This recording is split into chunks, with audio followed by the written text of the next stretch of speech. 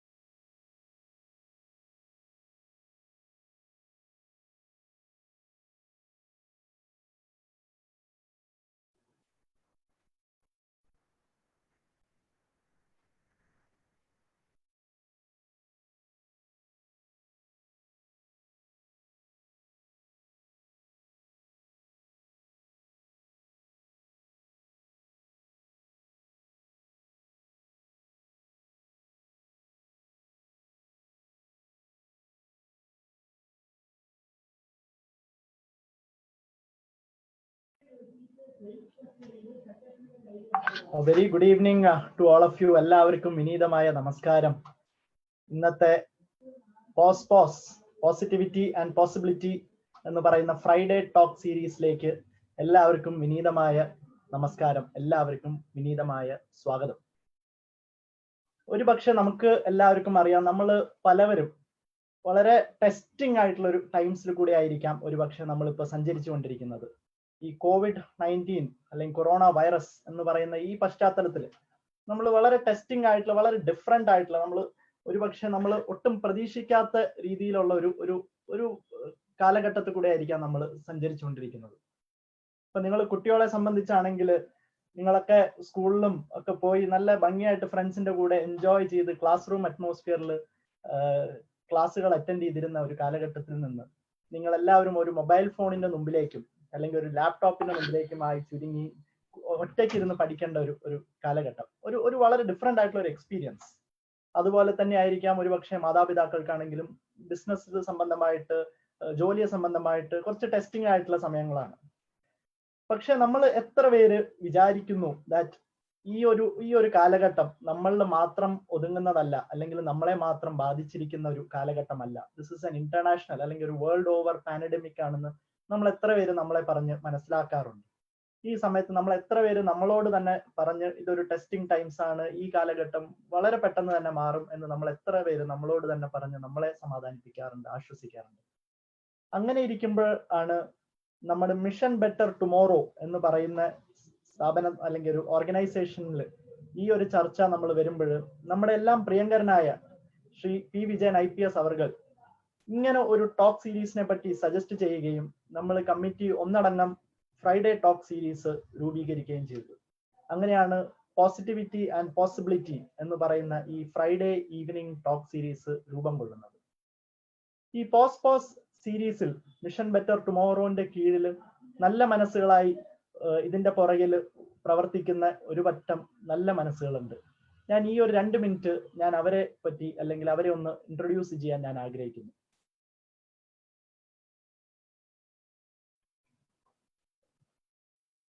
നിങ്ങൾക്ക് പലവർക്കും മുഹമ്മദ് സെയ്ഫിനെ അറിയാമായിരിക്കും. അദ്ദേഹം സ്റ്റേറ്റ് കോർഡിനേറ്റർ ഫോർ ORCയും മിഷൻ ബെറ്റർ ടുമോറോന്റെ CEO-മായിട്ട് പ്രവർത്തിക്കുന്നു. ആനന്ദ് ഹരിദാസ് ഫോർമർ ഹിന്ദു എഡിറ്റോറിയൽ ടീമിന്റെ ഒരു സീനിയർ ഓഫീസർ ആയിരുന്നു. നമ്മുടെ റിസർച്ച് കണ്ടന്റ്, നിങ്ങളുടെ പുറയിലുള്ള ഈ ടോപ്പിക്കുകളും അതിന്റെ സ്പീക്കേഴ്സും ഒക്കെ ഡിസൈഡ് ചെയ്യുന്ന ഒരു പറ്റം ടീമാണ് റിസർച്ച് ടീം.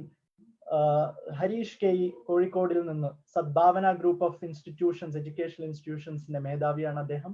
പ്രൊഫസർ അമൃത് ജി കുമാർ കാസർഗോഡിൽ നിന്ന്, കവിരാജ് നായർ, രഞ്ജിത്ത് വാര്യർ, ഞാനും വിജയ് ഭാസ്കർ അവർകളും ഞങ്ങൾ രണ്ടുപേരും എറണാകുളത്ത് ചാർട്ടേഡ് അക്കൗണ്ടൻസ് ആയി പ്രവർത്തിക്കുന്നു.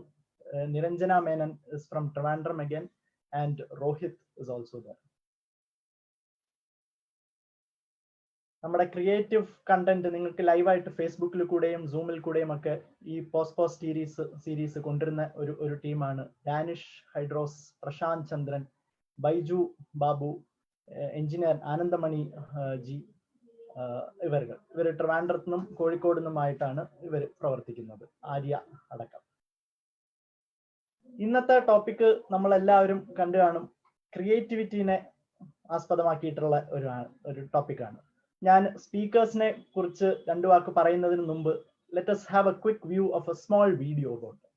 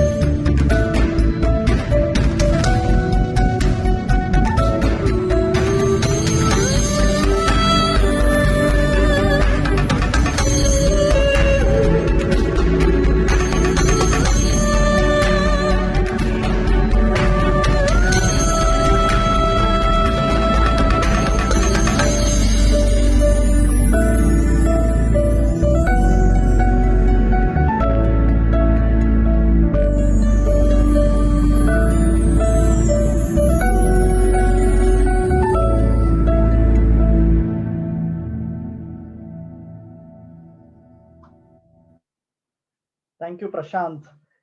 വളരെ ഭംഗിയായിട്ടുള്ളൊരു ഒരു ഇൻട്രൊഡക്ഷൻ ആയിരുന്നു അവരെ പറ്റി വീഡിയോയിൽ കൂടെ കൺവേ ചെയ്തത്. പത്മശ്രീ ഡോക്ടർ ജി ശങ്കർ സാറിനെ പറ്റിയിട്ട് ഒരു പക്ഷേ ട്രിവാൻഡ്രംകാർക്ക് വളരെ സുപരിചിതനാവും.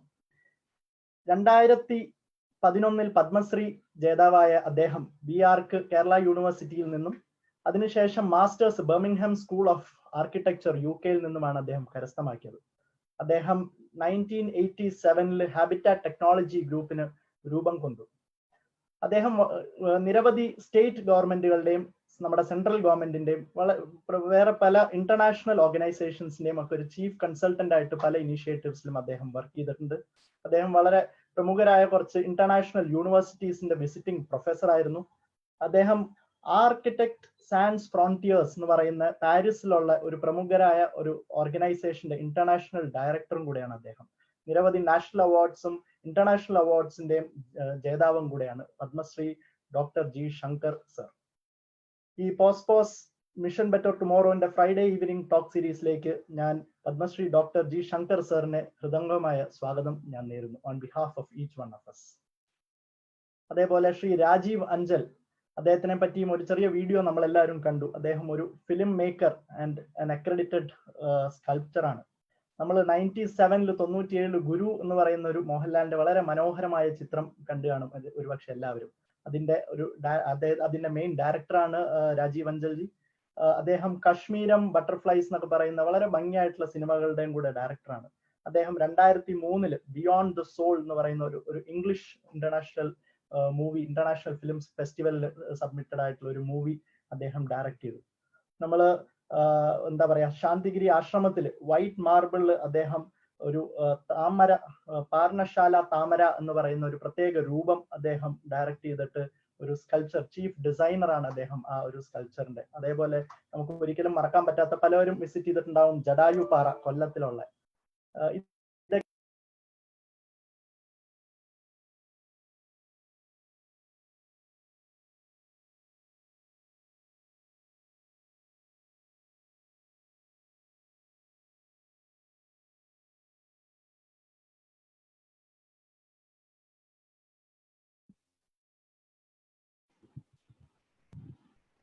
രഞ്ജിത്ത് ഡിസ്കണക്ട് ആയി തോന്നുന്നു സർ. നമുക്ക് നേരെ പ്രോഗ്രാമിലേക്ക് കയറാം. ഞാൻ ഇതിലേക്ക് വിജയൻ സാറിനെ ഇൻട്രൊഡക്ഷൻ, ഈ വിഷയം അവതരിപ്പിച്ച് സംസാരിക്കാനായിട്ട് വിജയൻ സാറിനെ ക്ഷണിക്കുകയാണ്. Thank you Ranjith, thank you Anand. Very good evening to all of you. നമസ്കാരം. എൻ്റെ ഇന്നത്തെ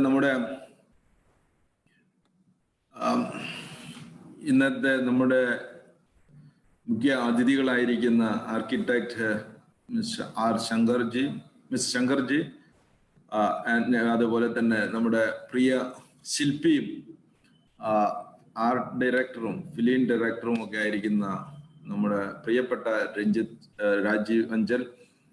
ഇതിന്റെ ഈ പ്രോഗ്രാം ഫേസ്ബുക്കിലൂടെയും സൂമിലൂടെയും ഒക്കെ ആയിട്ട് കാണുന്ന ഞങ്ങളുടെ ആയിരക്കണക്കിന് പ്രേക്ഷകരെ, നിങ്ങൾക്ക് എല്ലാവർക്കും ഒരിക്കൽ കൂടി വിനീതമായ നമസ്കാരം. നമ്മൾ ഈ COVID-19 വുഹാനിൽ ഡിസംബറിൽ കോവിഡ് ആരംഭിച്ച് ചൈനയിലെ വുഹാനിൽ, ഇന്ത്യയില് അത് ഒരുപക്ഷെ ആദ്യത്തെ റിപ്പോർട്ടിംഗ് നടന്നത് കേരളത്തിലാണ്. തൃശ്ശൂരിൽ വുഹാനിൽ പഠിച്ചിരുന്ന 3 കുട്ടികൾ ഇവിടെ വന്നതിന് ശേഷം ഒരു ജനുവരി എൻഡൊക്കെ ആകുമ്പോഴേക്കും ആ കോവിഡിന്റെ ഒരു പിടുത്തത്തിലേക്ക് നമ്മൾ പോവുകയും മാർച്ച് 25-ാം തീയതി ബഹുമാനപ്പെട്ട ഇന്ത്യൻ പ്രധാനമന്ത്രി ഈ ലോക്ക്ഡൌൺ പ്രഖ്യാപിക്കുകയൊക്കെ ചെയ്ത സാഹചര്യത്തിൽ പിന്നീട് അതൊരു നമ്മളെ സംബന്ധിച്ചിടത്തോളം ഒരുപാട് ദുരിതങ്ങളുടെയും പ്രയാസങ്ങളുടെയും ഒക്കെ സോഷ്യൽ ഡിസ്റ്റൻസിങ്ങും അതുപോലെ തന്നെ ലോക്ക്ഡൌണും ഒക്കെ ഉണ്ടാക്കിയിരിക്കുന്ന കുറെ പ്രയാസങ്ങളിൽ ഈ മിഷൻ ബെറ്റർ ടുമാറോയുടെ പ്രവർത്തകർ ആളുകളുടെ മനസ്സിൽ പ്രത്യാശയുടെയും സാധ്യതകളുടെയും ഒരു ഒരു ഒരു ഒരു രൂപവും അതുപോലെ ഒരു മാനസികാവസ്ഥയും സൃഷ്ടിക്കുന്നതിന് വേണ്ടിയിട്ട് രൂപം കൊണ്ടതാണ് പോസ്റ്റ് ടോക്ക് സീരീസ്. എല്ലാത്തിൻ്റെ അകത്തും എല്ലാ ഇരുട്ടിന് പിറകിലും ഒരു രാത്രി കൊണ്ടൊന്നും സൂര്യൻ അസ്തമിക്കുന്നത് കൊണ്ട് ഇരുട്ടായി മാറുകയില്ലെന്നും ഒരു പ്രകാശത്തിന് മുമ്പുള്ളതാണ് ഒരു ഇരുട്ടെന്നൊക്കെ എന്നുള്ള ഒരു സന്ദേശം, അല്ലെങ്കിൽ എവിടെയും തന്നെ എല്ലാ പ്രയാസത്തിന്റെയും എൻഡിൽ ഒരു പ്രത്യാശയുടേതായിരിക്കുന്ന കിരണങ്ങൾ ഉണ്ടെന്നുള്ളത് എല്ലാവരെയും ബോധിപ്പിക്കാൻ വേണ്ടിയിട്ടും എല്ലാവരും ഒരിക്കൽ കൂടി അവരുടെ മനസ്സിൽ ഊട്ടിയുറപ്പിക്കുക എന്നുള്ള ഉദ്ദേശത്തിലാണ് ഈ പോസ്റ്റ് ടോക്ക് സീരീസ് തുടങ്ങിയത്. അതിന്റെ ആദ്യത്തെ 1.0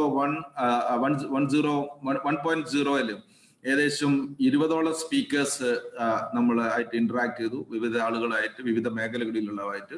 രണ്ടാമത്തെ 2.0 10 സീരീസിലായിട്ട് 21 സ്പീക്കേഴ്സ്, അതിൽ ഉന്നത IAS ഓഫീസേഴ്സും ബിസിനസ് പേഴ്സൺസും സയന്റിസ്റ്റുകളും ജീവിതത്തിന്റെ വിവിധ വാക്സ് ഓഫ് ലൈഫിലുള്ള പലരും ഇതിനകത്ത് ഇന്ററാക്ട് ചെയ്യുന്നുണ്ട്.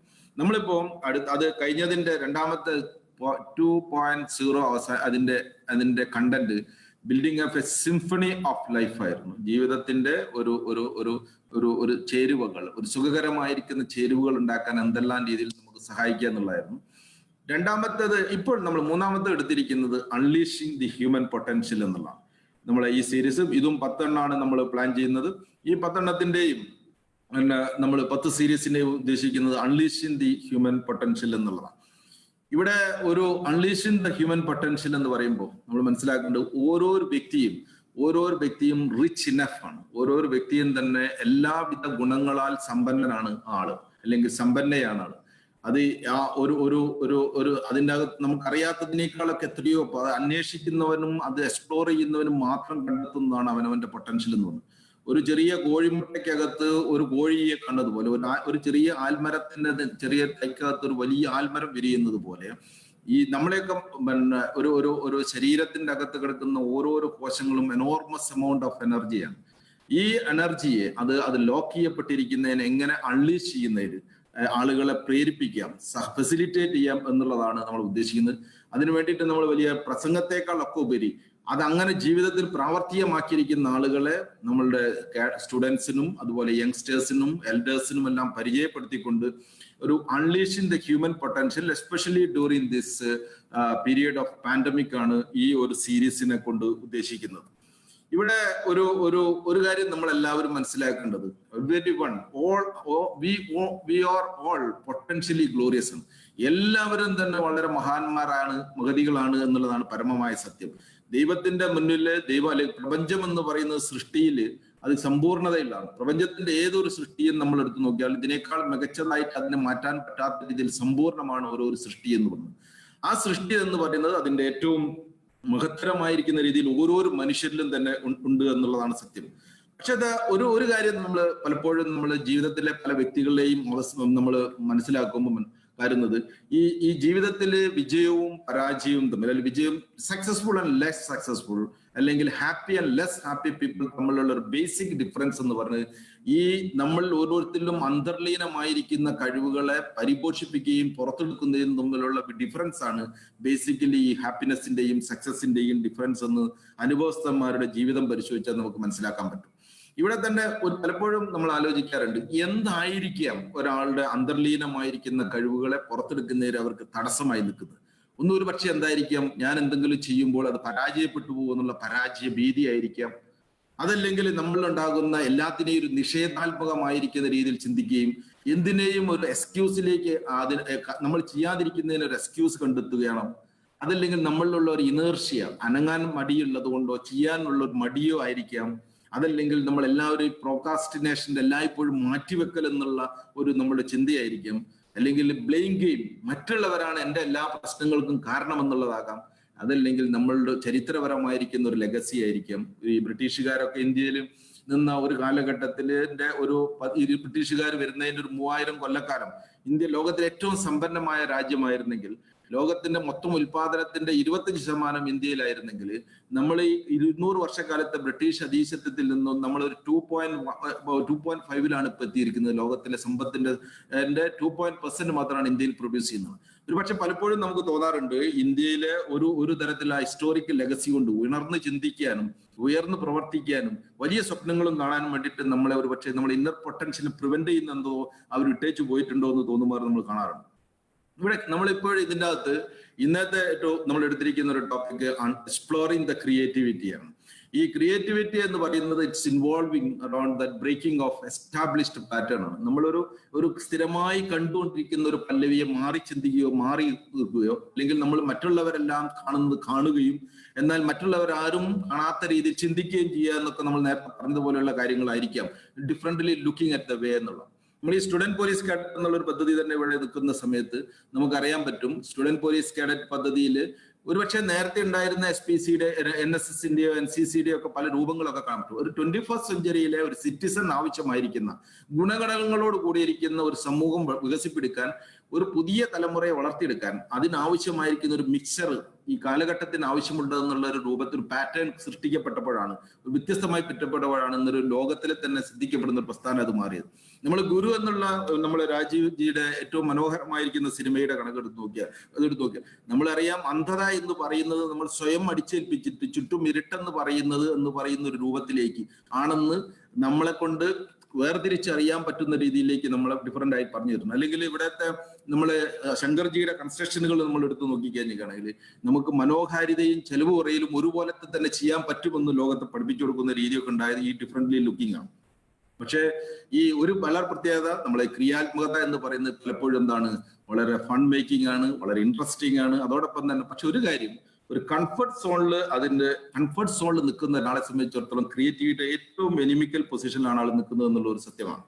ഇവിടെ വളരെ ഇന്നോവേഷൻ ഒരു ക്രിയേറ്ററുടെ അല്ലെങ്കിൽ ഒരു ക്രിയേറ്റീവ് പേഴ്സന്റെ DNA-യുടെ ബേസിക്സ് എന്തൊക്കെയാണ്, അല്ലെങ്കിൽ എങ്ങനെയാണ് ഒരു ക്രിയേറ്റീവ് പേഴ്സന്റെ ചിന്തകൾ ഉരുത്തിരിഞ്ഞു വരുന്നതിനെ കുറിച്ചിട്ട് പല സ്റ്റഡീസ് നടത്തിയിട്ടുണ്ട്. ക്ലൈറ്റന്റെ കണക്കനുസരിച്ചിട്ട് അദ്ദേഹം നടത്തിയിരിക്കുന്ന ഹാർവാർഡ് യൂണിവേഴ്സിറ്റിയിലെ പ്രൊഫസറായിരിക്കുന്ന അദ്ദേഹം പറയുന്നത്, ഒരു ക്രിയേറ്റീവ് ചിന്ത വരുന്നത് ഒന്നുകിൽ നമ്മൾ ഏതെങ്കിലും ഒരു കാര്യത്തെ അസോസിയേറ്റ് ചെയ്യുന്നു, കണക്ട് ചെയ്യുന്നു, ഏതെങ്കിലും ഒരു പ്രോബ്ലം ആയിട്ട് ഒരു ഐഡിയ ആയിട്ടൊക്കെ കണക്ട് ചെയ്യുമ്പോൾ നമ്മളൊരു ചിന്ത ഉരുത്തിരിഞ്ഞു വരും. അല്ലെങ്കിൽ ഏതെങ്കിലും ഒരു കാര്യത്തെ ചോദ്യം ചെയ്യുന്ന സമയത്ത്, ചോദ്യം ചെയ്യുക എന്ന് പറഞ്ഞു കഴിഞ്ഞാൽ ഒരു എസ്റ്റാബ്ലിഷ്ഡ് പാറ്റേണിനെ, നമ്മൾ ഒരു ട്രഡീഷണൽ വിസ്റ്റത്തെ ഒക്കെ നമ്മൾ ചോദ്യം ചെയ്തിട്ട് ഇങ്ങനെയല്ല ഈ ചിന്തിക്കേണ്ടത് എന്ന് നമ്മൾ പറയുന്ന സമയത്ത് ഒരു പുതിയ ഐഡിയ ഡെവലപ്പ് ചെയ്തു. അതല്ലെങ്കിൽ ഒബ്സർവ് ചെയ്യും. ഇപ്പൊ സിനിമയിലെ പല കഥാപാത്രങ്ങളും ഈ രാജീവിനെ പോലെയുള്ള ആളുകൾ ഒബ്സർവ് ചെയ്യുന്നതിന്റെ അടിസ്ഥാനത്തിലായിരിക്കും കഥാപാത്രങ്ങൾ ഉരുത്തിരിഞ്ഞ്. അതല്ലെങ്കിൽ ഒരു ആശയം, ക്രിയേറ്റിവിറ്റിയോ ഒരു ഐഡിയോ ജനറേറ്റ് ചെയ്യുന്നത് മറ്റുള്ളവരുമായിട്ടുള്ള ഡിസ്കഷനിലൂടെ ആയിരിക്കും. ചിലപ്പോഴൊക്കെ നമ്മൾ എക്സ്പെരിമെന്റിലൂടെ ആയിരിക്കും ഇതെല്ലാം ഡെവലപ്പ് ചെയ്യുന്നത് എന്നുള്ളത് നമ്മൾ ആലോചിക്കുന്നുണ്ട്. ഇവിടെ ഒരു ബേസിക്കലി നമ്മളെല്ലാവരും നാച്ചുറലി ക്രിയേറ്റീവ് ആണ്. പക്ഷെ ഒരു സത്യം എന്താണെന്ന് വെച്ചാൽ, നമ്മൾ when we grow up will become less and less creative. കാരണം നമ്മൾ കുട്ടികളായിരിക്കുന്ന സമയത്ത് നടത്തിയിരിക്കുന്ന വണ്ടർഫുൾ ആയിരിക്കുന്ന ക്രിയേഷൻസ് എല്ലാം നമ്മൾ എവിടെയൊക്കെയോ മാറ്റി വെച്ചുകൊണ്ട് നമ്മൾ ആ ക്രിയേറ്റിവിറ്റിയെ ഇല്ലാതാക്കുന്നതാണ് മനുഷ്യ ജീവിതത്തിന്റെ മുന്നോട്ടേക്കുള്ള യാത്ര. ആ ഒരു തിരിച്ചറിവ് നമുക്ക് ഉണ്ടായിക്കഴിഞ്ഞാൽ എല്ലാവർക്കും തന്നെ ഹൈലി ക്രിയേറ്റിവിറ്റിയുടെ ഗുണങ്ങളും സന്തോഷത്തോടും കൂടി ജീവിക്കാനും പറ്റും. ഇവിടെ ഈ അൺലീഷ്ഡ് ഹ്യൂമൻ പൊട്ടൻഷ്യലിൽ എങ്ങനെ നമുക്ക് ക്രിയേറ്റിവിറ്റിയെ അൺലോക്ക് ചെയ്യാം എന്നുള്ളതാണ് ഈ രണ്ട് മഹത് വ്യക്തികളുടെ സാന്നിധ്യത്തിൽ നമ്മൾ ഡിസ്കസ് ചെയ്യപ്പെടുന്നത്. Thank you so much. Thank you sir. നമ്മുടെ പോസ്പോസിന്റെ 3ാം പതിപ്പിന്റെ ആശയത്തെക്കുറിച്ചും നമ്മളെ ഇന്നത്തെ വിഷയത്തിന്റെ പ്രാധാന്യത്തെക്കുറിച്ചും വളരെ ചുരുങ്ങിയ സമയത്തിനുള്ളിൽ വളരെ കൃത്യമായി വിശദീകരിച്ചു തന്നതിന് നന്ദി. നമ്മുടെ ചർച്ചയിലേക്ക് കടക്കാം. എക്സ്പ്ലോറിംഗ് ക്രിയേറ്റിവിറ്റി എന്നാണല്ലോ ഇന്നത്തെ വിഷയം. എനിക്കൊന്ന് ഈ പോസ്റ്റ് തന്നെ ഒരു വലിയൊരു ക്രിയേറ്റിവിറ്റിയുടെ ഒരു പ്രോഡക്റ്റ് ആണ്. കാരണം ഈ ലോകം മുഴുവൻ നമുക്ക് മുമ്പൊന്നും പരിചയമില്ലാത്ത ഒരു പ്രതിസന്ധിയുടെ മുമ്പിൽ ഇങ്ങനെ പകച്ച് നിന്നുപോയ സമയത്ത് മിഷൻ ബെറ്റർ ടുമോറോയുടെ സാരഥികൾ ആലോചിച്ചത് ക്രിയേറ്റീവായിട്ട് നമുക്ക് എന്ത് ചെയ്യാൻ പറ്റുമെന്നുള്ളതാണ്. അതിന്റെ ഒരു തത്ഫലമായിട്ട് സംഭവിച്ചതാണ്, ജന്മം കൊണ്ടതാണ് യഥാർത്ഥത്തിൽ ഈ പോസ്റ്റ് എന്ന് പറയുന്ന സീരീസ്.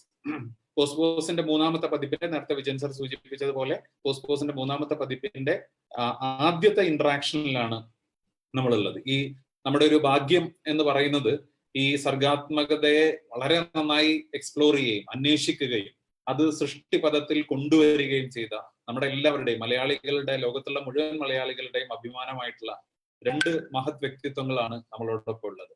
ഇപ്പൊ ഈ പോസ്റ്റ് കുറച്ച് സീരീസ് വളരെ ചുരുങ്ങിയ കാലം കൊണ്ട് തന്നെ ലോകത്തിന്റെ മുക്കിലും മൂലയിലുമുള്ള മലയാളികളുടെ മനസ്സ് കീഴടക്കാൻ സാധിച്ചു. ആയിരക്കണക്കിന് സ്ഥിരം പ്രേക്ഷകർ നമുക്കുണ്ട്. ഇത് 100 കണക്കിന് ഫേസ്ബുക്ക് പേജിൽ ഇത് ഷെയർ പോയിക്കൊണ്ടിരിക്കുന്നു. ആയിരക്കണക്കിന് ആളുകൾ വീക്ഷിച്ചുകൊണ്ടിരിക്കുന്നു.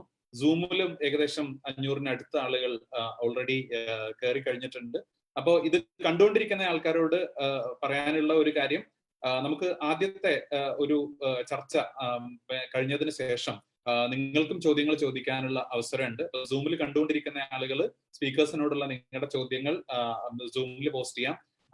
ഇപ്പൊ തന്നെ ഒരുപാട് കമന്റ്സ് അവിടെ വന്നിട്ടുണ്ട്. പക്ഷെ പലതും അവരെ പരിചയപ്പെടുത്തിക്കൊണ്ടാണ്. ഇപ്പൊ പരിചയപ്പെടുത്തിക്കൊണ്ടുള്ള കമന്റ്സിന് പകരം നിങ്ങൾക്കുള്ള ചോദ്യങ്ങളും ഈ പോസ്റ്റിനെ കുറിച്ചോ അല്ലെങ്കിൽ ഇന്നത്തെ ഈ ചർച്ചയെ കുറിച്ചുള്ള നിങ്ങളുടെ അഭിപ്രായങ്ങളും ഒബ്സർവേഷൻസ് ഒക്കെ നിങ്ങൾക്ക് അവിടെ പോസ്റ്റ് ചെയ്യാം. ഫേസ്ബുക്ക് പേജിൽ കണ്ടുകൊണ്ടിരിക്കുന്ന ആയിരക്കണക്കിന് ആളുകളുണ്ട്. അവർക്ക് കമന്റ് ബോക്സിൽ നിങ്ങളുടെ ചോദ്യങ്ങൾ ഇടാം. ആ ചോദ്യങ്ങളിൽ പിന്നെ നമ്മൾ സമയത്തിന്റെ പരിമിതിക്ക് അനുസരിച്ച്, സമയത്തിന്റെ ലഭ്യതക്ക് അനുസരിച്ച് നമ്മൾ എടുക്കുന്നതാണ്. അപ്പോൾ നമുക്കൊട്ടും സമയം കളയാതെ നമ്മുടെ ചർച്ചയിലേക്ക് കടക്കാം. എനിക്കൊന്ന് നമുക്ക് രാജീവ് അഞ്ചൽ സാറിൽ നിന്ന് തുടങ്ങാൻ തോന്നുന്നു. Rajeev Anchal sir, good evening.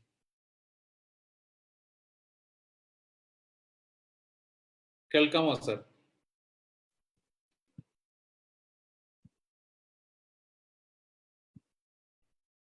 Rajeev Anchal സാറിനെ കേൾക്കാൻ കഴിയുന്നുണ്ടോ സർ? Yeah.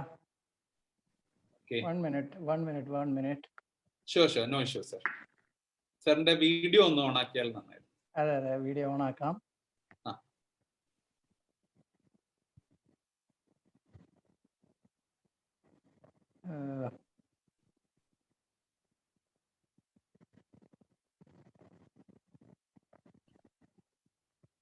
ഇതിന്റെ സെറ്റിംഗ് എല്ലാം ഒന്ന് പോയി കേട്ടോ.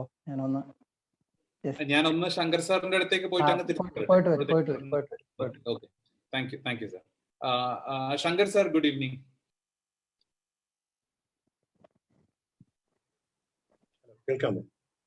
കേൾക്കാം, സാറിനെ കാണാം.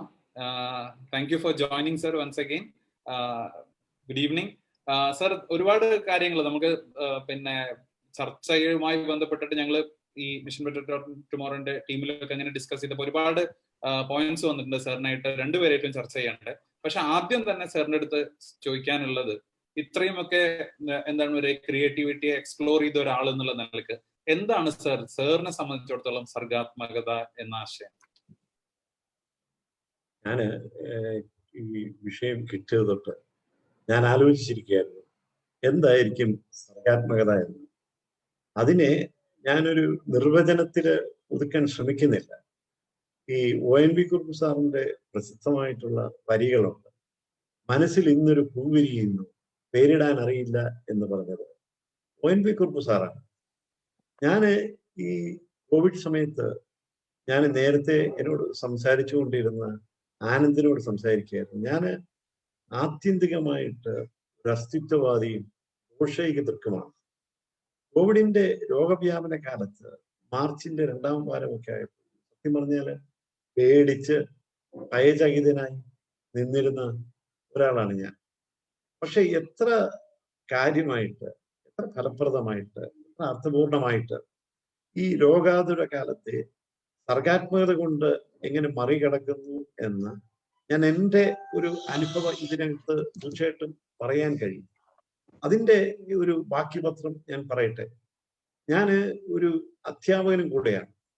പലപ്പോഴും ഈ എൻ്റെ മുൻപിൽ വരുന്ന വിദ്യാർത്ഥികളോട് ഞാൻ പറയാറുണ്ട്, നിങ്ങൾ ഭാഗ്യവാന്മാരാണ്. കാരണം you are the chosen once.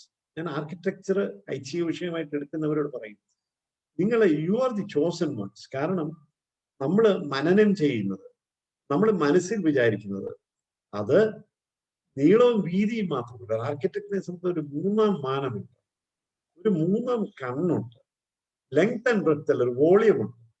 അതിലേക്ക് വരുമ്പോഴത്തേക്ക് അതുല്യമായിട്ടുള്ള ഒരു ദൃശ്യാനുഭവമാവും, അതുല്യമായിട്ടുള്ള അനുഭവമായിട്ട് മാറും. അവിടെയാണ് സർഗാത്മകതയുടെ മഹാസ്ഫോടനം എന്ന് ഞാൻ കരുതുന്നു. സർഗാത്മകത മഹാസ്ഫോടനമാണ്. അവിടെയാണ് നമ്മൾ അറിയാതെ കെട്ടിടങ്ങൾ ഉണ്ടാകുന്നത്. ഞാൻ അവരോട് പലപ്പോഴും നിരാശരായിട്ട് നിൽക്കുന്ന ആൾക്കാരോട് പറയും, anyway you have chosen to become an architect. നിങ്ങൾ ജീവിത തീരുമാനമെടുത്തു, very well, why don't you enjoy this journey? നമ്മൾ ലോകത്തിലെ ഭാഗ്യവാന്മാർക്ക് കിട്ടുന്നൊരു ജേർണി എന്നുള്ള രീതിയിൽ why don't you enjoy this journey?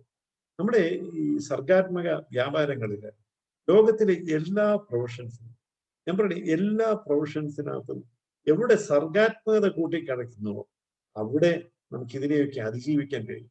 Covid കാലത്ത് നമുക്ക് വളരെ രസകരമായിട്ടുള്ള പല കാര്യങ്ങളുണ്ടായില്ല. നമ്മൾ ഹാൻഡ് സാനിറ്റൈസർ ആദ്യമായിട്ട് ഉപയോഗിക്കാൻ തുടങ്ങി. ഇപ്പൊ എല്ലായിടത്തും ആദ്യം ഹാൻഡ് സാനിറ്റൈസർ, പിന്നീടാണ് 10 പേര് ഈ ഹാൻഡ് സാനിറ്റൈസർ തുടങ്ങുമ്പോൾ അതും ചിലപ്പോൾ ഈ മിറ്റിഗേറ്റഡ് പൊള്യൂട്ടഡ് ആകുന്നു. അപ്പൊ നമ്മൾ എന്ത് പറഞ്ഞു, അത് കാലുകൊണ്ട് ഓപ്പറേറ്റ് ചെയ്യാവുന്ന ഹാൻഡ് സാനിറ്റൈസേഴ്സായി. അത് കഴിഞ്ഞ് നമ്മളത് അതും ചിലപ്പം ഒരു പക്ഷേ പൊള്യൂട്ടഡ് ആകും. അപ്പോഴാണ് നമ്മൾ കൈ വീശിയാലും നമ്മുടെ കയ്യിൽ കിട്ടുന്ന രീതിയിലുള്ള ഹാൻഡ് സാനിറ്റൈസർ. ഇതാണ് ക്രിയേറ്റിവിറ്റിയുടെ ഒരു പുത്തൻ തലമാണ്, ഒരു തലമാണ്. ഞാൻ എപ്പോഴും ആലോചിക്കും, എത്ര കൃത്യതയോടുകൂടി, എത്ര നീട്ടിക്കുറുക്കലില്ലാതെ ഏറ്റവും ഹ്രസ്വമായിട്ട് പറഞ്ഞ മലയാളത്തിലെ, നമ്മുടെ മലയാളികൾ എന്നുള്ള രീതിയിൽ എപ്പോഴും അഭിമാനപൂർവ്വം ഓർക്കുന്നതാണ്. ആരായിരുന്നു കേരളത്തിലെ ഏറ്റവും സർഗധനനായിട്ടുള്ള കലാകാരൻ എന്ന് ചോദിച്ചാൽ ഞാന് യാതൊരു സംശയമില്ലാതെ പറയുന്ന ഒരു പേരുണ്ട്. നിങ്ങൾ യോജിക്കുന്നില്ല എന്നിരിക്കും, വൈക്കം മുഹമ്മദ് ബഷീർ. ഈ നമ്മള് ഈ പറയും സർഗബദ്ധോ മഹാകാവ്യം എന്നൊക്കെ നമ്മൾ പണ്ടത്തെ നമ്മള് പഴയ ആൾക്കാർ പറയുന്നുണ്ട്, നീട്ടിപ്പരത്തി പറയാൻ. ഏതെങ്കിലും ബഷീർ നോവല് ഒരു 100 പേജ് കഴിഞ്ഞ് കണ്ടിട്ടുണ്ട്? ഏതെങ്കിലും ബഷീർ മഹത്തരമായിട്ടുള്ള ലോകോത്തരമായ നോവലുകളെല്ലാം 100 പേജ് താഴെയുണ്ട്. ഞാൻ എപ്പോഴും ആലോചിക്കും, ഒരു അടയാളം, ഒരു ശബ്ദം, കുടോം കുടോം എന്നൊരു ശബ്ദമുണ്ട്. എൻ്റെ ഉപ്പപ്പാർക്ക് ഒരു ആന ഉണ്ടാകുന്നത് ഒരു ഭൂമിയുടെ പുറകിൽ നിന്ന്, കാലത്തിന്റെ പുറകിൽ നിന്ന് വരുന്നൊരു വിളി, ഒരടയാളം. അതാണ് സർഗാത്മകതയുടെ. കുടോം എന്നുള്ളൊരു വാക്കാണ് സത്യം പറഞ്ഞ എൻ്റെ ഉപ്പപ്പാക്കാർ ആന ഉണ്ടാകുന്നത് നമ്മളെ ഞെട്ടിപ്പിക്കുന്ന, വിസ്മയിപ്പിക്കുന്ന, സന്തോഷഭരിതനാക്കുന്ന, നമ്മുടെ വായനയെ അർത്ഥപൂർണ്ണമാക്കുന്ന ഒരു വാക്കാണ്. അങ്ങനെ നമ്മൾ ഈ പറയും, നമ്മൾ പണ്ട് വിജയൻ മാഷ് പറയുന്ന പോലെ, എം എൻ വിജയൻ മാഷ്, ഇരുമ്പ് ഇങ്ങനെ തേച്ച് തേച്ച് തേച്ച് തേച്ച് എടുത്തു കഴിഞ്ഞാൽ ഇരുമ്പ് ഇല്ലാതായി, പക്ഷെ ഇരുമ്പിന് മൂർച്ച പോകും. അവിടെയാണ് സർഗം. വ്യത്യസ്തമായിട്ട് ആലോചിക്കുക, വ്യത്യസ്തമായിട്ട് ചിന്തിക്കുക, അതിൽ സർഗാത്മകത കൂട്ടിച്ചേരുന്ന എന്താന്ന് പറയാം. 5 കാര്യങ്ങൾ, പ്രത്യേകിച്ച് ചെറുപ്പക്കാരാണ് എൻ്റെ കൂടെ ഇരിക്കുന്നതെന്നറിയാം. നമ്മൾ എന്ത് ചെയ്താൽ ആത്മാർത്ഥതയോട് ചെയ്യണം. ഇംഗ്ലീഷിൽ അതിന് പാഷൻ എന്ന് പറയുന്നത്, അങ്ങനെ പറയുന്നത് വൈകാരികമായിട്ടുള്ള ഒരു ഇടപെടലല്ല, പക്ഷെ നമുക്ക് വേണം എന്നുള്ളൊരു ആത്മാർത്ഥതയിൽ എന്ത് കാര്യം ചെയ്താലും അത് വ്യത്യസ്തമായിരിക്കും, അതിനൊരു മൂല്യം കാണും. അതേപോലെ ഉത്തേജിപ്പിക്കുന്നതായിരിക്കും. ഞാൻ നേരത്തെ പറഞ്ഞ വളരെ ലളിതമായൊരു കാര്യം, നമ്മൾ ഉത്തേജിപ്പിക്കും. നമ്മുടെ വാക്കുകൾ, നമ്മുടെ പ്രവൃത്തികൾ കൊണ്ട് നമ്മൾ ഉത്തേജിപ്പിക്കുക, നമ്മൾ ആരെയും വേദനിപ്പിക്കുക. അതേസമയം ഒരു മനുഷ്യരാശിക്ക്, മഹാത്മാഗാന്ധി പറഞ്ഞ കാര്യമില്ല, രാഷ്ട്രപിതാവായിട്ട് മഹാത്മാഗാന്ധി അദ്ദേഹം പറഞ്ഞു, നിങ്ങളുടെ ഓരോ പ്രവൃത്തി ചെയ്യുന്നതിന് മുമ്പും ഈ രാജ്യത്തെ ഏറ്റവും പാവപ്പെട്ടവർ, ഇല്ലാത്തവർ മനസ്സിനകത്ത് ഹൃദയത്തെ സ്ഥാപിക്കണം. എന്താണ് എൻ്റെ ഈ പ്രവൃത്തി കൊണ്ട് അവൻ എന്തെങ്കിലും ഗുണപരമായിട്ടുള്ള അവന്റെ ജീവിതത്തിൽ മേന്മ ഉണ്ടാകുന്നു. അതാണ് ഞാൻ ഇൻസ്പിറേഷൻ അല്ലെങ്കിൽ ഉത്തേജിപ്പിക്കുന്ന ഒരു കാര്യമായിട്ട്. തീർച്ചയായിട്ടും ആശയപരമായിട്ടുള്ളൊരു വ്യത്യസ്തത വേണം. ഇമാജിനേഷൻ, നമ്മുടെ എൻ്റെ കെട്ടിടങ്ങൾ കാണാൻ വ്യത്യസ്തമായിരിക്കണം. ഇപ്പൊ എൻ്റെ പ്രിയ സുഹൃത്ത് രാജീവ് രഞ്ജൻ, കേരളീയൻ എങ്ങനെയാണ് പ്രിയങ്കരനായത്, അതായത് ശില്പങ്ങൾ എങ്ങനെയാണ് പ്രിയങ്കരൻ. നമ്മൾ കാണാത്തൊരു രീതിശാസ്ത്രമാണ്, നമ്മൾ കാണാത്തൊരു രീതിശാസ്ത്രം. ഞാൻ എപ്പോഴും ഈ രാജീവ് രഞ്ജന്റെ ഈ ജഡായു ശില്പത്തെ പറ്റി ആലോചിക്കുന്നത്, ഒരു ഈ പക്ഷിപ്രവരൻ എന്നാണ് രാമായണത്തിൽ പറയുന്നത്. പക്ഷിപ്രവരന്റെ ഈ ചിറകരിഞ്ഞിട്ട് ശ്രീരാമേന്ദ്രനെ കാത്തു നിൽക്കുന്ന, ശ്രീരാമേന്ദ്രന്റെ വരവ് കാത്തു നിൽക്കുന്ന വളരെ പ്രക്ഷുബ്ധമായിട്ടാണ് ഒരു അവസരം. ഭൂമിയിൽ വീണ് കിടക്കുകയാണ്. അതിൽ രാജീവ് രഞ്ജന്റെ പ്രയോജനമുണ്ട്. അതിൽ കൈവിരലുകൾ എന്ന് പറയുന്നത് ക്ലാസ് ഒക്കെയുള്ള നഖങ്ങളൊക്കെ കൂട്ടിച്ചേർത്തിട്ടുള്ള ഒരു രൂപമുണ്ട്. മനസ്സിൽ ആഞ്ഞ് തറയ്ക്കുന്ന രൂപമാണ്. എങ്ങനെ ഒരു രൂപം മലർന്നു കിടക്കുന്ന ഒരു പക്ഷിപ്രവരന്റെ ജഡായുവിന്റെ ഒരു യാത്ര തടസ്സപ്പെടുത്തി എന്നത് രാവണൻ അരിഞ്ഞു വെച്ച ഇതിനകത്ത് അതിന്റെ വേദന മുഴുവൻ ഒരു കാലിന്റെ ഈ കൂട്ടിപ്പിടിക്കലിലൂടെ അനുഭവിക്കുന്നത് രാജീവിന്റെ ശില്പമാണ്. അതുകൊണ്ടാണ് രാജീവിനെ നമ്മൾ പ്രിയങ്കരനായിട്ട് കാണുന്നത്, സർഗാത്മകതയിൽ ഏറ്റവും പ്രധാനപ്പെട്ട ഒരു ശില്പിയായിട്ട് കാണുന്നത്. ഞാൻ പറയുന്നത് എത്രയേ ഉള്ളൂ. അത് മാത്രമല്ല, നമ്മൾ ഈ വ്യത്യസ്തമായിട്ട് തിങ്ക് ചെയ്യണം എന്ന് പറയുന്നത് നമ്മൾ കുറച്ച് ഇന്നോവേഷൻ, നമ്മുടെ സാധാരണഗതിയിലുള്ള think out of the box ഒന്നും ഞാൻ പറയില്ല. അതുപോലെ കടുത്തൊരു പ്രയോഗമാണെന്ന് പറയും, think out of the box. Think out, പ്രത്യേകിച്ച് ചെറുപ്പക്കാരൻ തിങ്ക് ഔട്ട് ഓഫ് ദി എന്താണ് വ്യത്യസ്തതയോടെ നമ്മൾ വ്യത്യസ്തമായ യാത്ര ചെയ്യുമ്പോൾ അനുപമമായ അനുഭവങ്ങളിലേക്ക് നടക്കും. എല്ലാവരും പണ്ട് ഇംഗ്ലീഷ് പറയും, എല്ലാവരും നടക്കുന്ന വഴി പോയി കഴിഞ്ഞാൽ എല്ലാവരും കാണുന്ന കാഴ്ചകളെ കാണും. നിങ്ങൾ വഴി മാറി നടക്കണം. വഴി മാറി നടക്കുമ്പോൾ നിങ്ങൾക്ക് ഒരിക്കലും അല്ലെങ്കിൽ ഒരിക്കലും കാണാത്ത പണ്ടത്തെ ഈ കുഞ്ഞു കാക്കയില്ലേ, ജൊനാഥൻ ലിവിങ്സ്റ്റൺ സീഗൽ പറഞ്ഞതുപോലെ ഒരു കുഞ്ഞു കാക്കയുടെ ആദ്യത്തെ കോസ്മിക് ദർശനം, ഈ ചിതാകാശ ദർശനം എന്ന് പറയുന്നത് അത് അനശ്വരമാക്കിയ റിച്ചാർഡ് ബാക്ക് നമ്മൾ വൈമാനികനാണ്. നിങ്ങൾ വഴി മാറി നടക്കുമ്പോൾ ആരും കാണാത്ത കാഴ്ചകളിലേക്ക് നിങ്ങൾ മാറും. നിങ്ങൾ പുതിയൊരു ലോകത്തെ, സർഗാത്മകതയുടെ ലോകത്തെ സൃഷ്ടിക്കും. അതാണ് ഞാൻ സർഗാത്മകതയെ പറ്റി വളരെ ആമുഖമായിട്ട് നിങ്ങളോട് പറയാം. Thank you so much sir. എനിക്ക് തോന്നുന്നു ഇത് കേട്ടുകൊണ്ടിരിക്കുന്ന ആളുകളുടെ മനസ്സിലും ഒരുപാട് പൂക്കൾ വിടരും. എനിക്ക് ഉറപ്പാണ് ഈ ഒരു സെഷൻ തീരുമ്പോഴത്തേക്ക് ഒരുപാട് ചെറുപ്പക്കാർ വഴി മാറി സഞ്ചരിക്കാൻ അവർ തയ്യാറെടുക്കുന്നതിൽ യാതൊരുവിധ സംശയവുമില്ല. നമുക്കൊന്ന് രാജീവ് സാറിന്റെ അടുത്ത് പോയി തിരിച്ചു വരാം. രാജീവ് സാർ, ഗുഡ് ഈവനിങ്, കേൾക്കാമോ? Good evening. കേൾക്കാമോ? എന്നെ കേൾക്കാമോ? കേൾക്കാം സാർ. സാർ, ഇതേ ചോദ്യം തന്നെയാണ് സാറിന്റെ അടുത്ത് ആവർത്തിക്കാനുള്ളത്. അപ്പോ ശങ്കർ സാറിനെ സംബന്ധിച്ചിടത്തോളം ഈ സർഗാത്മകത എന്താണെന്നുള്ളത് അദ്ദേഹത്തിന്റെ എക്സ്പീരിയൻസ് നിന്നും അദ്ദേഹത്തിന്റെ പരന്ന ലോക ദർശനത്തിൽ നിന്നും അദ്ദേഹം നമുക്ക് വിശദീകരിച്ചു. സാറിനെ സംബന്ധിച്ചിടത്തോളം എന്താണ് സർഗാത്മകത എന്ന ആശയം? അത് എനിക്കിപ്പം ശങ്കർ സാറ് വളരെ വളരെ വിശദമായി അതിനൊരു ആമുഖമൊക്കെ തന്നു ഞാൻ കേട്ടു. അത് വളരെ മനോഹരമായി അദ്ദേഹം അതിനെ ആവിഷ്കരിച്ചിട്ടുണ്ട്. ഞാൻ ഈ കോളേജ് ഓഫ് ഫൈൻ ആർട്സിലാണ് ഞാൻ പഠിച്ചതൊക്കെ, ശില്പവും ചിത്രകലയും ഒക്കെ. അപ്പം എൻ്റെ ഒരു തട്ടകം എന്ന് പറയുന്നത് ശങ്കർ സാറിൻ്റെ ആർക്കിടെക്ചർ ആണെങ്കിൽ എനിക്ക് ഫൈൻ ആർട്സ് കോളേജാണ്. അദ്ദേഹത്തിൻ്റെ പുള്ളി ആർക്കിടെക്ചറാണ് എടുത്തത് എഞ്ചിനീയറിംഗ് കോളേജിൽ. എനിക്ക് തോന്നുന്നത് ഞങ്ങൾ ഒരു പീരീഡിലാണെന്ന് തോന്നുന്നു, എനിക്കറിയില്ല. ഫൈൻ ആർട്സ് കോളേജിന്റെ ഫസ്റ്റ് ബാച്ച് വന്നപ്പോഴാണ് ഞാൻ അവിടെ ജോയിൻ ചെയ്യുന്നത്. അന്ന് ഏറ്റവും ചെറിയ കുട്ടി ഞാൻ അതിനകത്ത് ഫൈൻ ആർട്സ് കോളേജിലെ ഫസ്റ്റ് ബാച്ച് കേരളത്തിൽ വരുന്ന സമയത്ത് ഞങ്ങൾക്ക് അവിടെ ഈ ഏജ് ഒരു പ്രശ്നമായിരുന്നില്ല. അതുകൊണ്ട് എൻ്റെ കൂടെ പഠിക്കാൻ വന്നവരൊക്കെ എന്നെക്കാൾ മുതിർന്നവരായിരുന്നു. അപ്പൊ അവരൊക്കെ ആയിരുന്നു യഥാർത്ഥത്തിൽ എൻ്റെ അപ്പൊ ഞാനൊരു വലിയ രീതിയിലാണ് ചിന്തിക്കുന്നത്. കാരണം അവർ ചിന്തിക്കുന്ന പോലെയാണ് ഞാൻ ചിന്തിക്കേണ്ടി വന്നത്. അതെനിക്കൊരു എന്താ പറയണ്ടേ, ഒരു വലിയ ട്രെയിനിങ് ആയി.